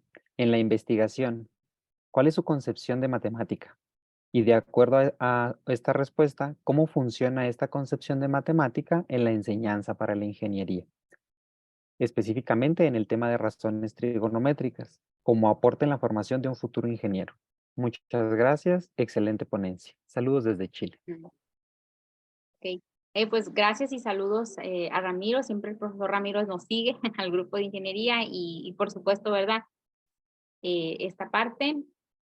Y también al doctor Steven, que también ahí pues muy activo en todas sus ponencias, que también hay el gusto de estarlo siguiendo. Pues resulta que los estudios de este tipo etnográficos, el estudio del quehacer en las comunidades como la ingeniería, nos permiten una comprensión puntual de lo que ellos consideran como matemática. Y desde lo que yo he estado realizando, desde la Facultad de Ingeniería que yo trabajo, la matemática para ellos es considerada una herramienta para resolver problemas de su quehacer específico. Entonces, en el caso de la ingeniería mecatrónica, que es una fusión de varias ramas de la ingeniería base, le voy a llamar así, como la ingeniería eléctrica y luego la ingeniería en sistemas o computación, que no es lo mismo, ¿verdad? Pero voy a hablarlo así en general. Y la parte mecánica tienen esa consideración y también desde los profesores que forman ingenieros, como les digo, que son matemáticos o ingenieros también, casi no, matemáticos educativos muy pocos, tienen esa consideración, que la matemática para ellos es una herramienta para resolver problemas específicos de su disciplina. Entonces esa es la concepción de matemáticas que se ha estado utilizando. Y en el caso de la trigonometría, con el estudio etnográfico, entendimos que la trigonometría funge como una herramienta para estudiar en la circularidad, el movimiento que puede hacer un robot, que son desplazarse y girar, una herramienta para cuantificar otra vez distancias y ángulos. Eso es lo que se entendió, ¿verdad? Pero no fue algo a priori que teníamos, aunque sí hay hipótesis desde el inicio del trabajo, pero algo que se entendió como resultado de lo que se está haciendo. Igual lo que comentaba, que la razón trigonométrica evoluciona y se va haciendo más compleja, la noción de razón trigonométrica es algo, es un resultado, ¿no? No es algo que ya tenía como concepción a priori, sino es un resultado de reflexión de todo lo que se está gestando, ¿no? Espero haber contestado, doctor Steven, y gracias. Muchas gracias, Diana. Veo que ya interactuaste un poco acá con el chat. Gracias por la participación de Atenea y de Fernando, pero veo que hay una pregunta acá de Fernando. Voy a leerla. Dice, todo el tema de razones trigonométricas, cálculo diferencial integral, ¿cuán importante es para quien estudia ingeniería en sistemas? Entre paréntesis, programación. Saludos y felicitaciones desde Guatemala. Fernando Cajas. Hola, doctor Fernando, decía yo, ¿quién será ese, porque no dice su nombre? Muchas gracias por su tiempo, por estar acá y compartirme esto, ¿no? Había visto la felicitación también y su comentario. Este tema de razones trigonométricas. Algo que nosotros podemos ver es que, fíjense, en la disciplina, la matemática educativa, en la educación matemática también, donde la trigonometría como nace, ¿verdad? Dice el trabajo de la doctora Gisela Montiel, como una parte de la matemática que está al servicio de otras matemáticas. Cuando se tienen que resolver problemas que puramente con herramientas de la geometría no era posible. ¿Cómo medían los equinoccios? El cambio de estación, la distancia entre cuerpos celestes y sus tamaños. Y a pesar de que la trigonometría es tan rica en lo que nos proporciona, está al servicio de la geometría y luego del cálculo y del análisis, del cálculo diferencial y del cálculo integral. Vemos los formularios, las identidades trigonométricas, sustitución trigonométrica, derivadas, integrales y todas esas cosas. Y en los tesauros de investigación, fíjense, ni siquiera está la palabra trigonometría. Ni siquiera aparece, o sea, que es algo que a lo mejor dicen que es muy obvio, que es muy sencillo de hacer, porque ¿qué más le podemos sacar a eso? Y todo este tema de razones trigonométricas son la esencia que podemos hacer en el trabajo que yo he realizado, pues la esencia para entender otras nociones más complejas que están en el cálculo diferencial, en el cálculo integral, y que son necesarios para cuantificar ubicaciones en el espacio o en el plano cartesiano, o sea, distancias y ángulos. Y que parecieran muy sencillas de resolverse, pero que tienen pues otra cuestión, ¿no? Muy, muy interesante. Y para el caso de ingeniería en sistemas, en programación, en el cálculo también se utilizan. Por ejemplo, yo mencionaba el problema cinemático directo de la robótica industrial, pero está el otro, el cinemático inverso, que es al revés, dada la posición de la mano, en qué parte está la base del robot. O el jacobiano, que es el análisis de la velocidad, que es el segundo orden de variación. O el análisis de la aceleración de la máquina, o el análisis del choque, que es ya cuando está al límite la máquina y puede quemarse un motor, ¿no? O el sacudimiento que le podemos decir. Entonces, en el jacobiano sí se utilizan la parte de esta trigonometría, ese seno, secoseno, no se utiliza la tangente, fíjense, a diferencia de matemáticas que casi siempre es la altura de un objeto. Y sí se utiliza en ingeniería en sistemas, es muy importante porque se hacen los cálculos, pero todo ese cálculo que se realiza, doctor Fernando Cajas, es abstracto. O sea, que diagramas o cosas de ese tipo no se van a mirar, ¿no? Por eso, cuando tomamos la decisión metodológica de estudiar el cinemático directo, era por los diagramas, entender qué hacían con los diagramas. Pero sí, en el jacobiano está, y los cálculos son meramente abstractos, son para obtener cantidades de las diferentes posiciones, porque a medida que la mano, el robot se está moviendo, o en el caso yo estoy hablando del robot, no, pero puede ser otras cosas, a medida que algo se mueve, hay una nueva ubicación en distancias y ángulos que se tiene que recalcular. Entonces, pues, eso es mi comentario para eso, hasta ese momento. Vale, muchas gracias, Diana. Tenemos más comentarios y preguntas de Facebook. Voy a leer un comentario de Alina Castro. Le envío una cordial felicitación a la doctora Diana. Siempre es muy enriquecedor e inspirador escuchar lo que nos comente. Y ahora me voy a remitir a leer, es un comentario y también va a ser una pregunta de Maidi Minu. Dice, muchas gracias por los consejos para llevar a buen término el trabajo de tesis. Creo que la organización es fundamental y también, como mencionas, la comunicación con el director de tesis. Y luego comenta, referente al trabajo de investigación, cuando realizó la observación, ¿en qué o en quién se apoyó para comprender los conceptos propios de la ingeniería mecatrónica que quizás no conocía? Ujú. Ok, gracias Alina. Alina fue mi estudiante de maestría en la Autónoma de Querétaro. Ella es muy interesante lo que estudia de neurociencia en biología. Me encanta esa parte porque fíjense, gracias a la matemática educativa, uno puede empezar a entender también la didáctica de las ciencias de la biología, de la física. Justo esa parte que les decía de cómo entender el aparato teórico. El doctor Cordero siempre dice, el aparato teórico, esa herramienta teórica, ¿cómo la vamos a explicar y cómo la vamos a entender? Entonces me acordé del trabajo de ella. Y bueno, gracias a Maidi, ella es mi estudiante de tesista también de la Autónoma de Querétaro, y ella está trabajando la razón y la función trigonométrica inversa, imagínense, esta parte que a lo mejor no se ve tanto, pero que por ahí está. Y fíjate, Maidi, cuando yo veo o empiezo a adentrarme en la robótica, pareciera que todo fue un camino sin espinas y sin rocas, ¿no? Pero fue un camino muy sinuoso, un camino con muchos tropiezos y con muchas dificultades. Y lo que me ayudó, por supuesto, el director de tesis, que como les digo, hay que dejarse guiar por ellos, hay que tener la confianza siempre en que lo que nos están proponiendo es lo mejor para nosotros. En eso lo están haciendo todo ese esfuerzo ellos.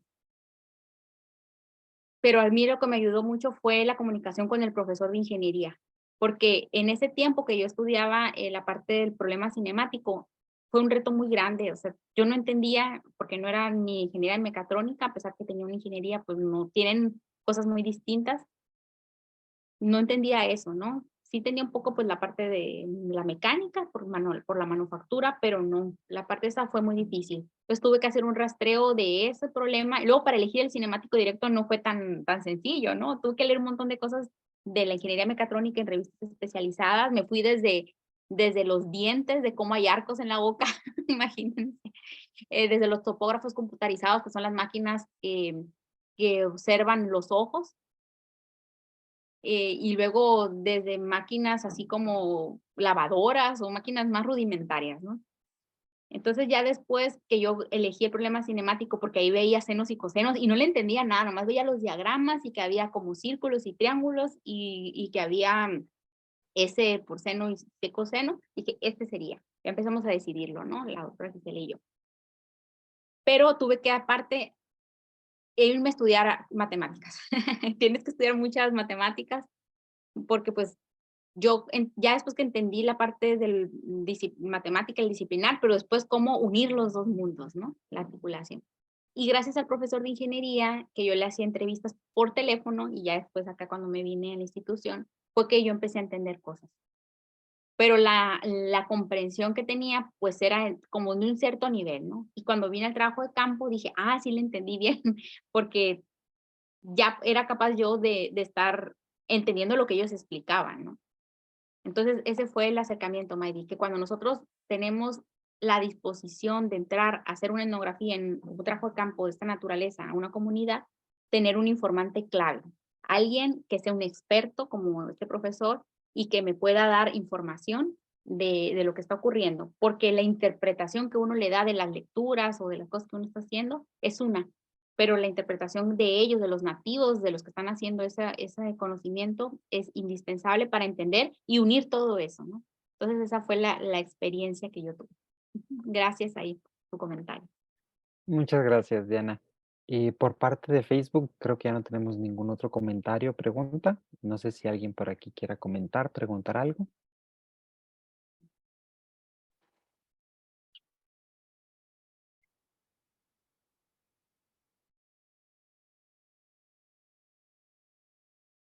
Perdón, vamos a contar hasta 10. Si no es los 10 segundos nadie, entonces ya hago mi comentario. Vale. Ok. Bueno, Diana,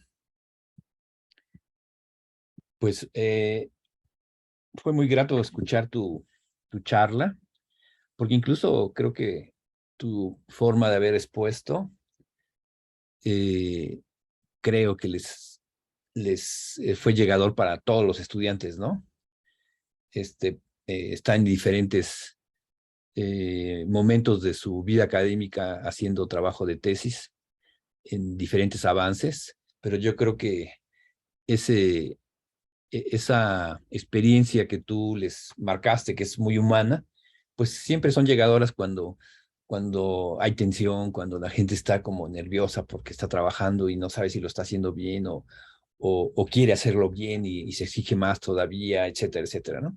Entonces creo que fue muy buena, fue buena idea tuya y como profesor del Departamento de Matemática Educativa de nuestro grupo, pues yo te lo agradezco mucho que hayas seguido esa ruta para discutir. Yo había hecho un esquema sobre la parte del contenido de tu trabajo y quería hacerte varias preguntas, pero después abriste un capítulo que me capturó totalmente, que fue la comunicación científica, y ahí dijiste muchas cosas, o sea, todas tus preocupaciones, toda tu experiencia y tu buena intención de enfocar la atención hacia la comunicación científica. Y eso me hizo pensar un montonal de cosas. Entonces creo que para otro día, para otro momento, no va a ser la última vez que nos veamos académicamente. Tal vez abordaré la parte pues de tres grandes ejes que vi: la trigonometría, la modelización y la robótica. Entonces, me voy a ir hacia la parte de comunicación científica porque me parece sumamente interesante y que deberíamos tener una reflexión cada vez más profunda acerca de ese significado de la comunicación científica.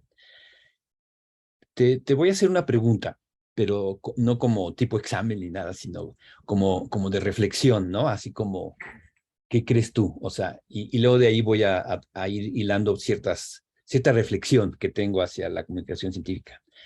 Dada tu experiencia, que yo podría decir que es joven, es decir, tú eres una doctora joven, ¿no? O sea, muy joven, muy buena estudiante. Yo tengo un concepto de ti excelente, es decir, para mí siempre fuiste una estudiante muy comprometida, muy aguda, te preguntabas muchas cosas, etcétera, etcétera, ¿no? Entonces, tus presentaciones en los seminarios de los jueves siempre fueron muy bien preparadas, ibas con todo un empeño de destacar lo que estabas haciendo hasta ese momento, ¿no? Y hoy como doctora, pues te noto que sigues con ese camino y te felicito y con mucha seguridad, ¿no? Una enorme seguridad y eso es bueno. Entonces, más adelante seguramente vas a desprender muchísimas cosas. Pero bueno, tú o sea, inicias algo y estás iniciando una carrera profunda con mucha reflexión, de allí la forma en que has expuesto hasta ahora. Y bueno, tocaste el punto de la comunicación científica, ¿no? Que a todo el mundo les trae, los tiene de cabeza, no solo a los estudiantes, ¿no? No solo a las comunidades, o sea, a la comunidad de nuestra área, de nuestra disciplina, de nuestro campo disciplinar, ¿no? Mucha discusión también hay, muchas interpretaciones que hay al respecto, etcétera, etcétera. Entonces, una pregunta sería, ¿tú crees que la comunicación científica puede ser cuestionable? ¿Qué piensas al respecto? Si así te pregunto, o sea, ¿qué dirías al respecto? Bueno, muchas gracias, doctor, siempre es un gusto escucharlo atentamente por el nivel de reflexión, les digo otra vez, que puede tener y que uno le va haciendo en la cabeza resonando, ¿no? Esta reflexión, porque como les digo, de ahí gestamos ideas nuevas siempre para estar pensando y la visión que él tiene que pues uno no tiene, ¿no? También por la falta de experiencia. Considero que la parte de comunicación científica sí podría ser cuestionada porque las publicaciones, en el caso de nuestra disciplina, que sean open access, por ejemplo, de acceso abierto y gratuitas y todo eso, llevan mucho tiempo. Pueden llevar 2 años de una vez que uno envía el artículo, ¿eh? Y a veces no hay tanta seriedad, a pesar de que hay buenos índices en revistas, porque hay malas prácticas, ¿no? De quien nos revisan. Hay malas prácticas en el sentido de que no nos dan revisiones asertivas, objetivas, sino que pareciera que no lo hacen en un buen plan, ¿no? Entonces sí podría ser cuestionado eso de la comunicación científica en el caso de la publicación, por eso, por los tiempos, ¿no? Porque ya no depende de nosotros eso. Yo me refiero también con la comunicación científica porque lo que nosotros hacemos, pues lo queremos dar a conocer. Justo para eso hacemos investigación, para dar explicaciones fundamentadas teóricamente en lo que, metodológicamente en lo que estamos atendiendo, ¿no? De la matemática educativa. Pero sí, hasta el momento, pues, la revisión por pares es lo que se ha hecho como para decir, válido lo que estás haciendo científicamente, pero sí en los tiempos, en las prácticas, hay muchos aspectos que sí se tendrían que empezar a cuestionar y yo me diría que sí, más en la época del COVID, que hubo bastante despunte en la publicación, en muchas áreas de la medicina, sobre todo, que son los precursores de nosotros, ¿no? En muchos aspectos. Por ejemplo, lo de la ética, que es algo que nace de justo de la medicina y que después lo adoptamos las ciencias sociales y las humanidades, es algo que sí se tendría que empezar a cuestionar, ¿no? La exigencia que nos dan para publicar, algunos dicen publicar o morir. Y los que estamos como miembros de ciertos gremios, pues sí, ¿no? Y en las universidades nos exigen, si no publicas, mueres, ¿no? Y a los estudiantes también les exigimos, y muchas cosas, ¿no? Pero entonces sí, yo diría que sí se tendría que cuestionar todo esto porque nos presionamos bastante, ¿no? Y los tiempos, pues no dependen de nosotros. Claro. Sí. Sí, la pregunta la hacía con mucha intención, ¿no? Y quería ver tú o sea, quería ver tu reacción ante una pregunta de esa naturaleza. Porque yo creo que en la práctica, y sobre todo en nuestro mundo latinoamericano, sucede ciertos efectos. O sea, no sabemos publicar, no sabemos eh, reportar los datos. Y entonces hay que saberlo, ¿no? Hacer, o sea, hay que aprender a hacerlo. O sea, eso lo tenemos que hacer. Y sí, sin duda, ¿no? Pero la pregunta de fondo ¿es cierto? ¿De veras que descubrimos que no sabemos hacer eso? O sea, ¿cuántos años tenemos de estar desarrollando una disciplina en nuestro mundo, en nuestro campo?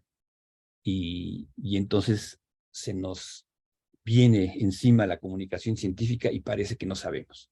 Entonces, lo primero es entenderla. Y efectivamente hay que entenderla.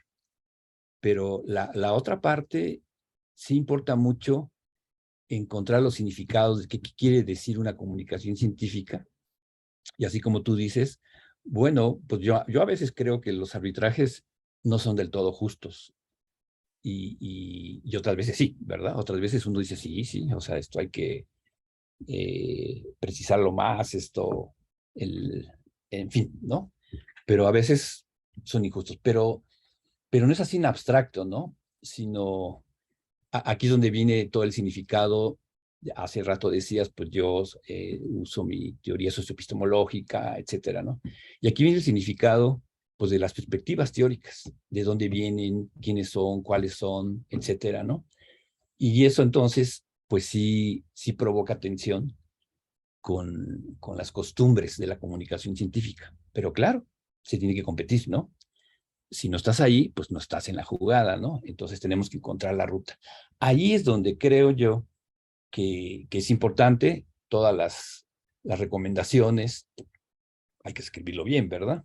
Hay que saber decir que esta es la pregunta de investigación, justificarla, en fin, todo lo que viene en el bagaje de conocimiento de método, de técnica, dominar la teoría, saberla enlazar con lo que se está diciendo, etcétera, etcétera. Todo eso es algo que es sumamente importante. Pero dejarlo ahí también podría irse hacia una ingenuidad, es decir, creer que el punto era ese. Pues se ha probado, ¿no? O sea, yo creo que cada vez escribimos mejor y no por eso ya los artículos entran con una facilidad, sino está esta cuestión de que sí, a veces no, etcétera, ¿no?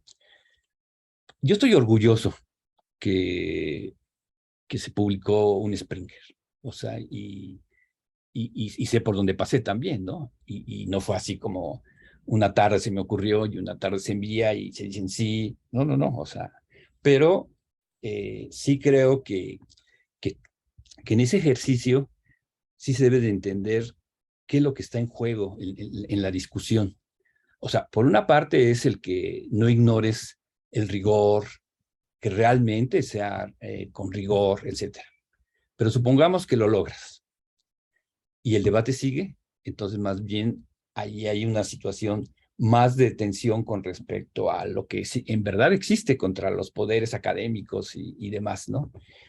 Y yo creo que nosotros, Latinoamérica, nuestra perspectiva teórica, que es latinoamericanista completamente, pasa por ahí. Y entonces tenemos que saber cómo confrontarla, cómo enfrentar esa situación, pues así lo voy a decir entre comillas, con el mundo blanco, ¿no? O sea, porque eso está. Eso no te escapas, o sea, no te escapas. Y claro, o sea, puede haber gente más sensible y gente no tan sensible, ¿no? O sea, ahora que hemos estado participando en los eventos europeos, pues bueno, por la facilidad del Zoom, mira nada más, o sea, entonces hemos podido participar en un par de eventos y ha sido una experiencia muy interesante la comunicación. Y claro, o sea, sí hay como una especie de, de expresión de llamar la atención, por ejemplo, un trabajo como el tuyo, por supuesto que llamaría muchísimo la atención. No sé la aceptación inmediata, porque así yo también digo, bueno, yo vi como comentarios positivos, pero yo creo que ellos tienen mucha duda de, wow, entonces eso están haciendo allá, o sea, incluso es su pregunta, ¿no? Entonces hay una distancia todavía. Entonces sí se requiere todavía muchísima mayor comunicación científica, ¿no? Como la que tú estás diciendo, pero siempre hay una parte donde no solo es que acepte siempre que no sé escribir, no sé reportar. Esa sería una parte de la fase de formación. Pero la otra es realmente la discusión. Alguien te preguntó, no sé quién, o no recuerdo ahorita, qué pensaba, algo así como cuál era tu postura de la matemática en tu trabajo. Yo creo que esa es una parte también de mucha discusión. Y eso se confronta y se nota en los arbitrajes. Y a veces logras convencer, pero a veces no te dan oportunidad de convencer. ¿Estás de acuerdo? A veces el arbitraje es tan duro y contundente que dicen, chao, o sea, ya te quedas, te vas ahí con tus cosas a otro lugar y a reflexionar, etcétera, etcétera. A mí me gustaría mucho que en en algún foro, lo podemos inventar de muchas maneras, ¿no? O sea, si puede ser en la RELME, puede ser en una escuela de invierno, puede ser en forma autónoma, ahora pensando que podemos hacer un evento a través de este formato Zoom. Deberíamos de tener ejercicios de mesas de discusión del significado de la comunicación científica. Hay que entender el trasfondo, de dónde vino, quién la impuso, abrazarla así, como algo que así está ahí y hay que hacerlo. Creo que puede ser una fase, pero también tenemos que pasar a otra fase. Y tal vez hasta proponer mejores formas de comunicación, ¿no? O sea, y no solo caer en este ámbito de caer en una imposición de condiciones que a lo mejor pues no son las nuestras, ¿no? Y a lo mejor ni siquiera las creemos, ¿verdad? Entonces, yo creo, y entonces entender que muchas veces es porque lo dije mal y otras veces es por posiciones, visiones epistemológicas, visiones de lo que es la educación, visiones de lo que es la matemática, o sea, y eso también tenemos que saberlo discutir y afrontarlo, y no solo es, no quedarse con la idea de que una publicación se rechaza solo porque no la sabes escribir. ¿Qué tal si sí sabes, no? O sea, ¿qué tal si dices, yo sí sé escribir? No, pues entonces el debate es otro, ¿verdad? Y sí es cierto, es muy importante que no solo arbitrariamente uno envíe un artículo a una revista que ni siquiera se ha hojeado ni se conoce, sino más bien es caracterizar el tipo de documento que has hecho, el tipo de trabajo de investigación que has hecho, y decir, bueno, este sí puede ser acá, este puede ser allá, etcétera, ¿no? En tanto tema. Y efectivamente, muchas veces no hay, o sea, revistas que cubran todos los temas, ¿no? O sea, como tú lo marcas. Entonces, era solo llevarlo a esta parte. La sesión pasada, porque estás hablando de comunicación científica, tuvimos la suerte de invitar a Jesús Mendoza, Él es un comunicólogo público y nos hizo ver una perspectiva que es bien interesante. Yo le voy a ir buscando por ahí, porque como tú decías, hay como diferentes fases, ¿no? Está la comunicación científica, que yo lo reduciría. La comunicación científica es realmente el hecho académico de que te exigen que tu publicación debe de estar en cierto estándar de publicaciones, indizadas, etcétera, y ahí debe de estar. Porque si no, entonces no tienes puntos, entonces tú estás en una universidad, etcétera, etcétera. Pero tocaste otro punto simultáneamente hacia que el trabajo lo conozcan, ¿no? Y ahora lo conocen más, los profesores, los investigadores, los alumnos. Entonces ahí aparece otro ejercicio de comunicación. Entonces, yo creo que la comunicación pública pudiera ser un factor interesante de analizar. O sea, no estoy diciendo ahora nos vamos sobre la ruta de la comunicación pública, pero me pareció bien interesante lo que nos abordó esta persona. Tiene muchísima experiencia y ya ha estado en diferentes foros de dirección y de discusión sobre la comunicación pública de la ciencia. Incluso hoy tiene un factor ahí, es nuevo o bien es parte de su matiz de lo que está haciendo, comunicación cultural de la ciencia. Entonces, es algo, yo creo que va a ser inagotable, es algo que incluso tiene movimiento, de acuerdo a las épocas todo eso se mueve, y sí creo que a veces tenemos pocos foros para discutir aspectos como esos. Yo hace muchos años, aquí mismo con mis alumnos, hice algo que le llamé un seminario de producción. Y ya para entender cosas, logramos algunos artículos, y claro, o sea, después se acabó, ¿no? Es decir, ya no lo continuamos.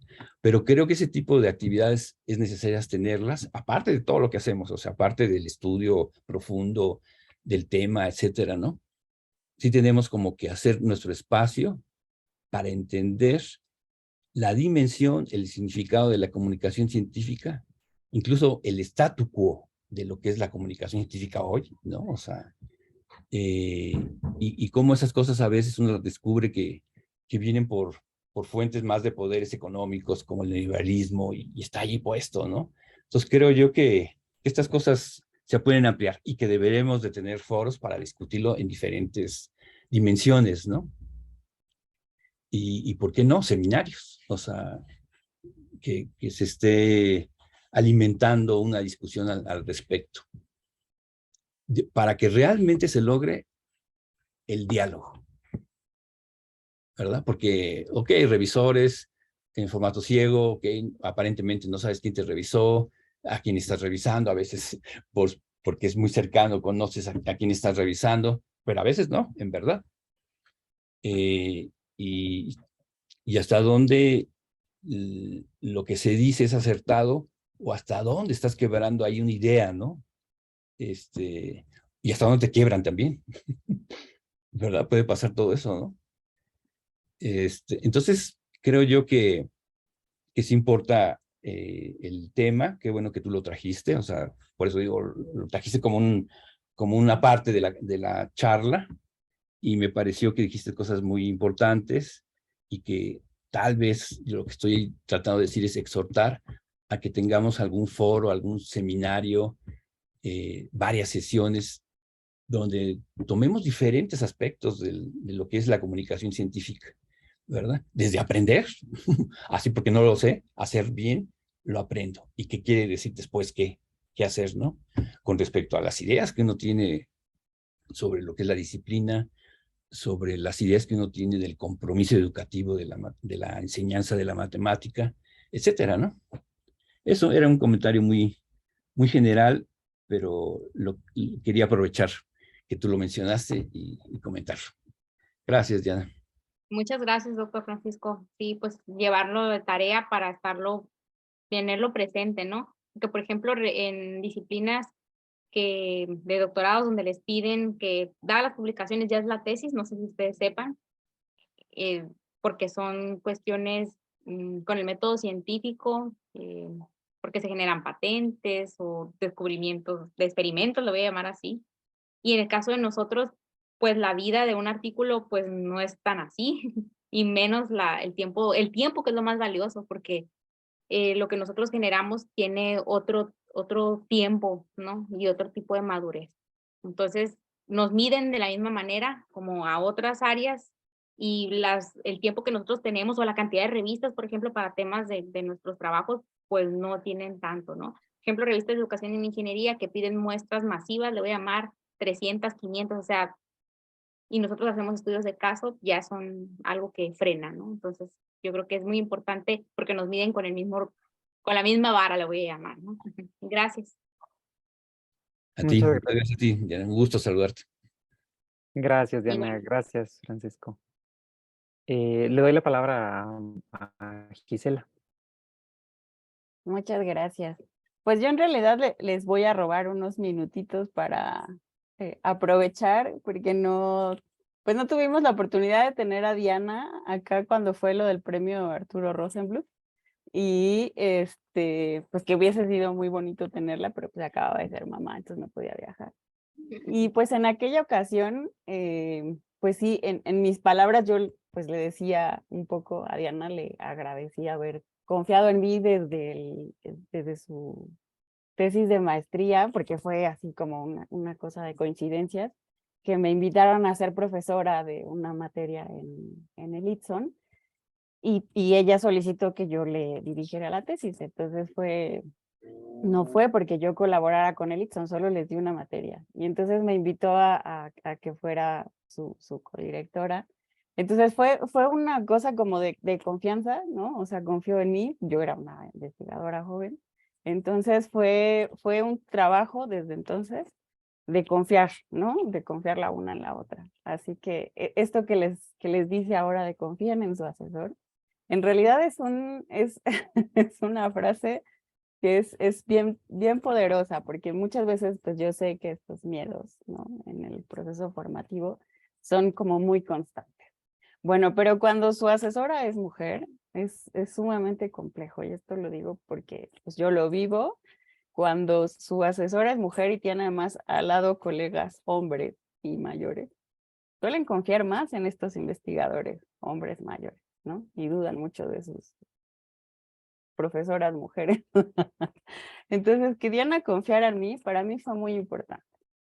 Entonces, este proceso que les cuenta Diana, no fue un proceso fácil. Esto que les muestra Diana de las publicaciones y de la comunicación, si se dan cuenta en las fechas, muchos de estos productos salen después de su graduación. Entonces, ha sido un proceso de madurar mucho de la investigación con tiempo. O sea, han sido procesos de escritura, de revisión, de maduración y de negociación. Cuando venían las revisiones y yo le decía a Diana, no respondas a todo, no a todo tenemos que decir que sí. O sea, también es importante que desde nuestra postura argumentemos y digamos por qué eso no se cambia, porque eso es así. Entonces es también un proceso de comunicación y de diálogo con los revisores, porque los revisores son tus pares.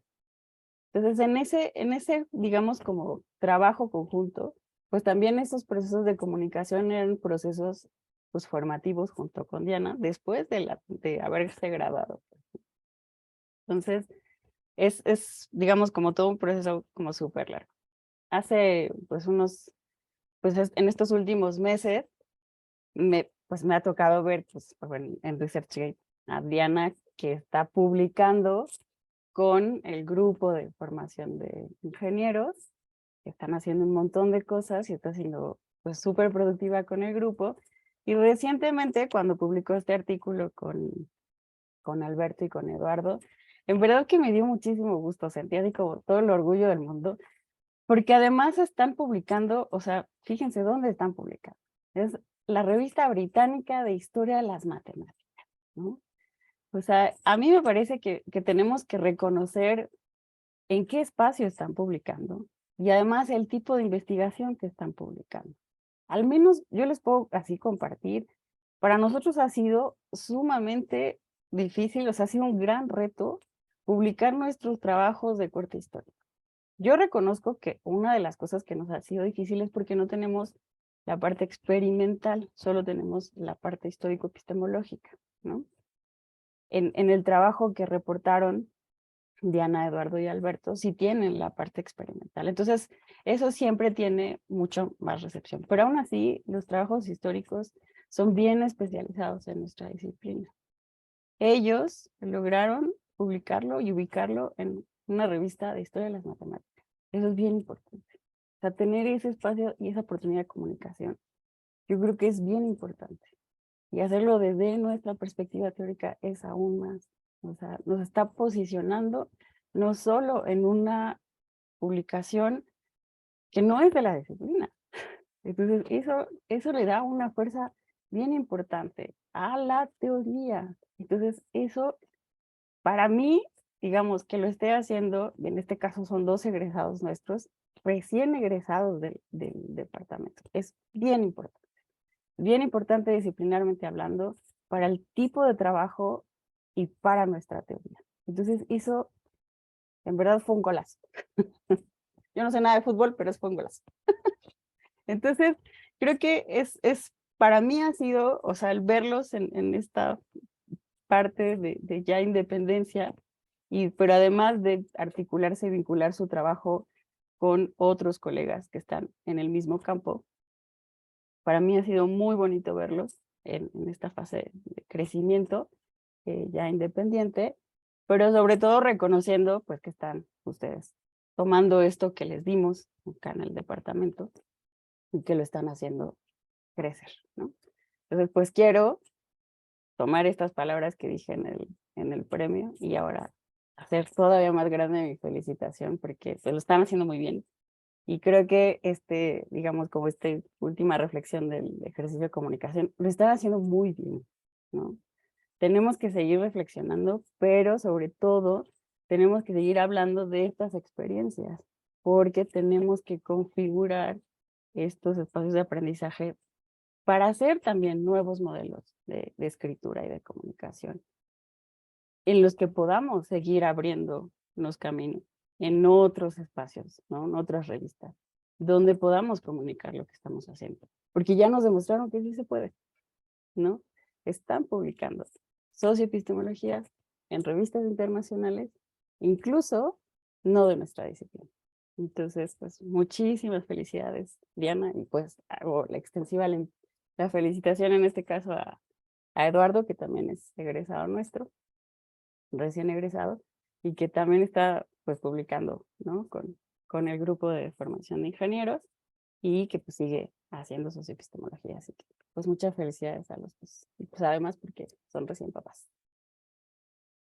No, muchísimas gracias, doctora Gisela, porque pues por sus palabras, siempre ha sido un gusto llenarme de esa pasión que tiene usted como ser humano, como investigadora, y confiar en eso, ¿no? Y con longitud de arco, fíjense que es una idea que desde el 2018 la estábamos poniendo en revistas y nos atrevimos a hacerlo. O sea, nos atrevimos ahí y nos daban de patadas, como dice el doctor Cordero, te dicen no. Y dice uno, mira, es que es cierto, soy muy ingenuo en decir, en preguntar las cosas o en plantear lo que estábamos diciendo. Y ya que regresamos para acá, Eduardo es muy atrevido, porque esa idea de longitud de arco es algo que él nace, ¿no? A él le encanta hacer cosas de GeoGebra. Y dijo, tengo que hacerlo y tengo que aplicarlo. Y hace diseños y le digo, y yo en la parte metodológica, pues deberías de tomar datos. Y me acuerdo mucho de Sergio, si anda por acá, de la ciencia abierta. A propósito que la UNESCO acaba de sacar eso, ¿verdad? De la ciencia abierta. Acabo de leerlo. Entonces, eso es bien importante, ¿no? La ruta metodológica de ir marcando qué hay que hacer. Y eso fue lo que hicimos. Después de 2018 se retrabaja esa cosa, dijimos, fuimos muy ingenuos. Le mandamos otra revista, una revista canadiense, y decía es que el alcance de esta revista de historia no es. Dijeron que no. Y ya en esta última fue una cosa muy, muy interesante porque socioepistemología aparece ahí, ¿no? Aparece aquí. Pero fíjense que el ojo experto del grupo de ingeniería nos ayudó mucho a reflexionar, o sea, el diálogo que tienen ellos y que nosotros empezamos a escucharlos. Acá anda el doctor Fernando Cajas, la doctora Ivonne, y otros colegas más del grupo, pues nos ayuda mucho.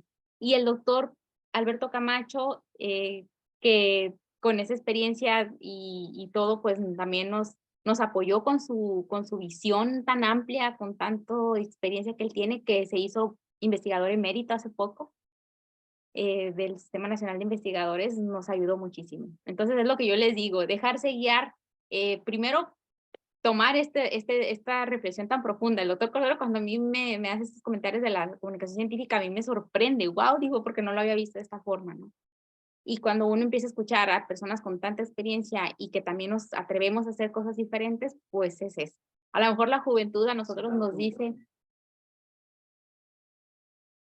a lo mejor la juventud a nosotros nos dice, pues atrévete y no pasa nada, ¿no? Pero sí, eso es lo que hemos hecho, atrevernos a hacer las cosas y aprovechar mucho la experiencia que tienen los demás para que ellos también nos vayan diciendo, hey, esto, pero sobre todo atrevernos y trazar rutas. A esto me refería con la planeación. O sea, al mismo tiempo que aprovecha Eduardo sus clases y hizo sus, sus GeoGebras que habían sido para otros momentos del área, la integral definida y todo eso, empezó a hacerlo y tomó datos, porque esto es algo bien novedoso. Y es cierto, no lo había visto así. O sea, que en una clase regular se utilice el resultado en un análisis histórico epistemológico para enseñar longitud de arco, siendo que nada más es una fórmula de un formulario gigante de integrales. Entonces, bueno, ahí está. Si alguien quiere ese artículo, tenemos muchas copias, 50 copias cada uno. Y sí, Vale, el doctor Alberto Camacho también es egresado de acá, exacto, ahí dice la doctora Rosa María. cierto, cierto. Gracias, gracias Diana, gracias Gisela por los comentarios, la reflexión, la plática, en general, gracias. Y voy a dejar abierto el espacio un momentito más por si alguien quiere comentar algo más. Disculpa acá, Gerardo, el doctor Fernando Cajas aquí comentaba que la Journal Public Understand of Science es una referencia Sí, de cómo se estudia la comunicación científica. Mira, acá lo escribió en el cierto, chat. cierto, cierto, lo estoy viendo por acá, tienes razón. Muchas gracias, Diana. De Fernando Cajas, no, digamos, dado la reflexión de Francisco, a lo mejor podríamos como también incorporar este tipo de lecturas y trabajar en torno a eso, ¿no? También estoy viendo un poquito más por acá abajo. También de Fernando Cajas. Dice, felicidades a la asesora Gisela Montiel, este tipo de proyecto que incluye sensibilidades de género, así como socioepistemológica. Excelente asesora y excelente alumna, doctora Diana Torres, y un honor tenerla en el grupo de FIME, Formación de Ingenieros. Felicidades en general, le están mandando por acá. Fíjate, Gerardo, ahorita me acordé porque la doctora Rosa María, que está acá y que le mando un fuerte abrazo y un saludo, cuando yo empezaba a ver, porque yo también en las cosas de género quería, o sea, tengo esa sed, esa hambre siempre de la parte de cosas nuevas, como dice el doctor Cordero, y la doctora Farfán me decía, y me recomendó el libro de Rosario Castellanos, que la doctora Gisela me regaló, por cierto, y lo tengo acá físicamente, era que ella hacía una revisión de literatura muy buena para hablar de cultura femenina. La pregunta, ¿realmente existe una cultura femenina que ella hace?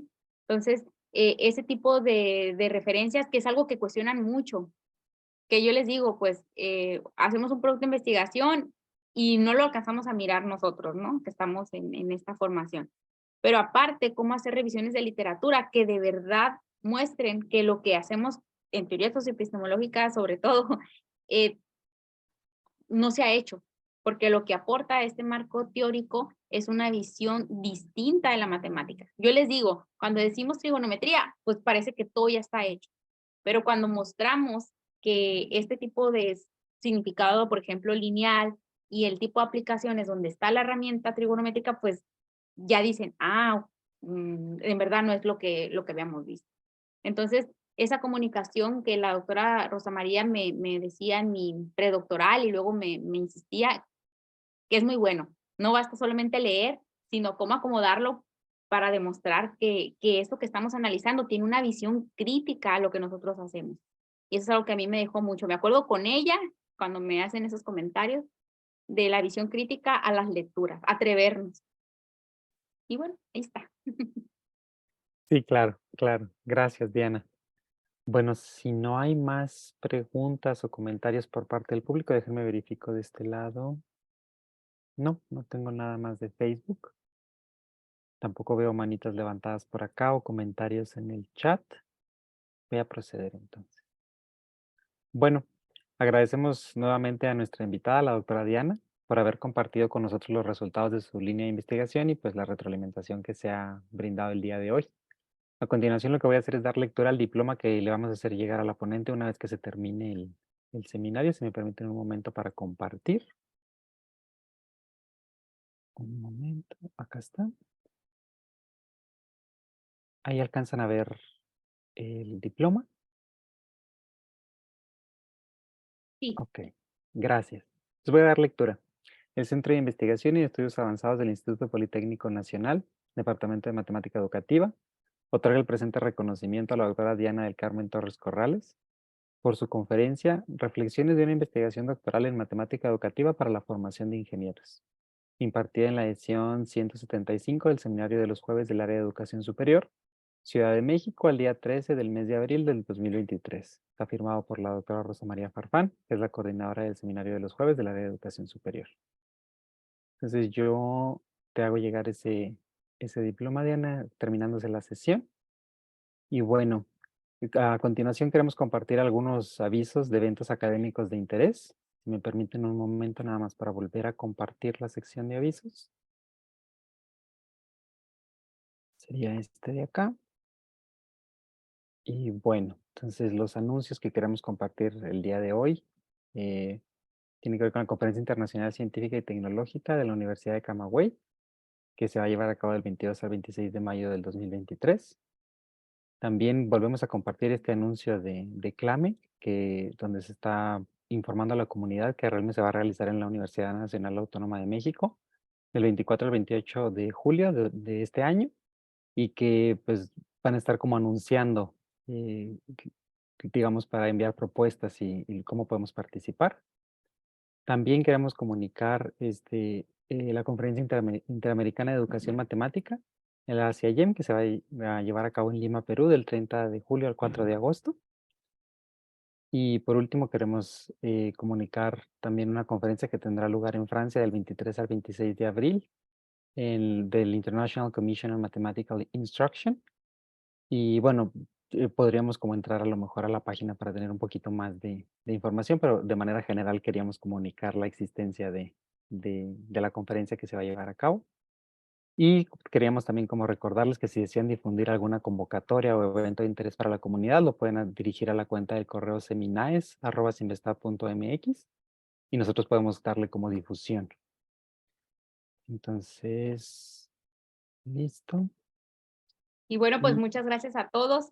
Disculpa que te interrumpa. Y bueno, no, no, aprovecho para decirles que Formación de Ingenieros va a tener su primer foro con sede en Ciudad Obregón, Sonora. Va a ser un evento híbrido que vamos a tener ya regresando porque estamos en vacaciones todavía nosotros. Vamos a hacer la difusión masiva para un registro y va a haber actividades del grupo. Vamos a mostrar un libro que coordinamos con la autora Ivonne y la autora Ruth sobre experiencias de mujeres académicas en la formación de ingenieros y otros 3 publicaciones de difusión del grupo, de que platica la historia del grupo, temas de la evaluación, de la reestructuración curricular, la evaluación después de pospandemia en la formación de ingenieros y temas sobre cuestionando la matemática que se enseña a estos profesionales. Entonces, ojalá que alguien se dé ahí el tiempo. Si tienen interés, pues acá lo dejo por aquí. Muchas gracias. no, perfecto. Muchísimas gracias, Diana. Nosotros, bueno, para finalizar, vamos a la sección, digamos, de agradecimientos y la toma de la fotografía. Entonces, pues, de parte del comité organizador, le agradecemos a todos los que estuvieron presentes, ya sea por aquí por Zoom o bien a través de Facebook. Y también le agradecemos a nuestra coordinadora, la doctora Rosa María Farfán. Y bueno, como ya se está volviendo costumbre, queremos finalizar la sesión pidiéndoles de favor si pueden encender sus cámaras para tomar una fotografía de recuerdo, digamos, de la sesión. Entonces, gracias. Gracias, gracias. Veo que todavía están ahí prendiendo. Perfecto. Ok, bueno, entonces a la cuenta de 3 voy a tomar una fotografía. Voy a tomar 2. 1, 2, 3. Permítame un momentito. 1, 2, 3. Ahí quedó entonces. Sin más, pues nos despedimos. Nos vemos en la próxima sesión del seminario de los jueves, que es el 27 de abril, y esperamos que se encuentren muy bien. Muchas gracias. Chao.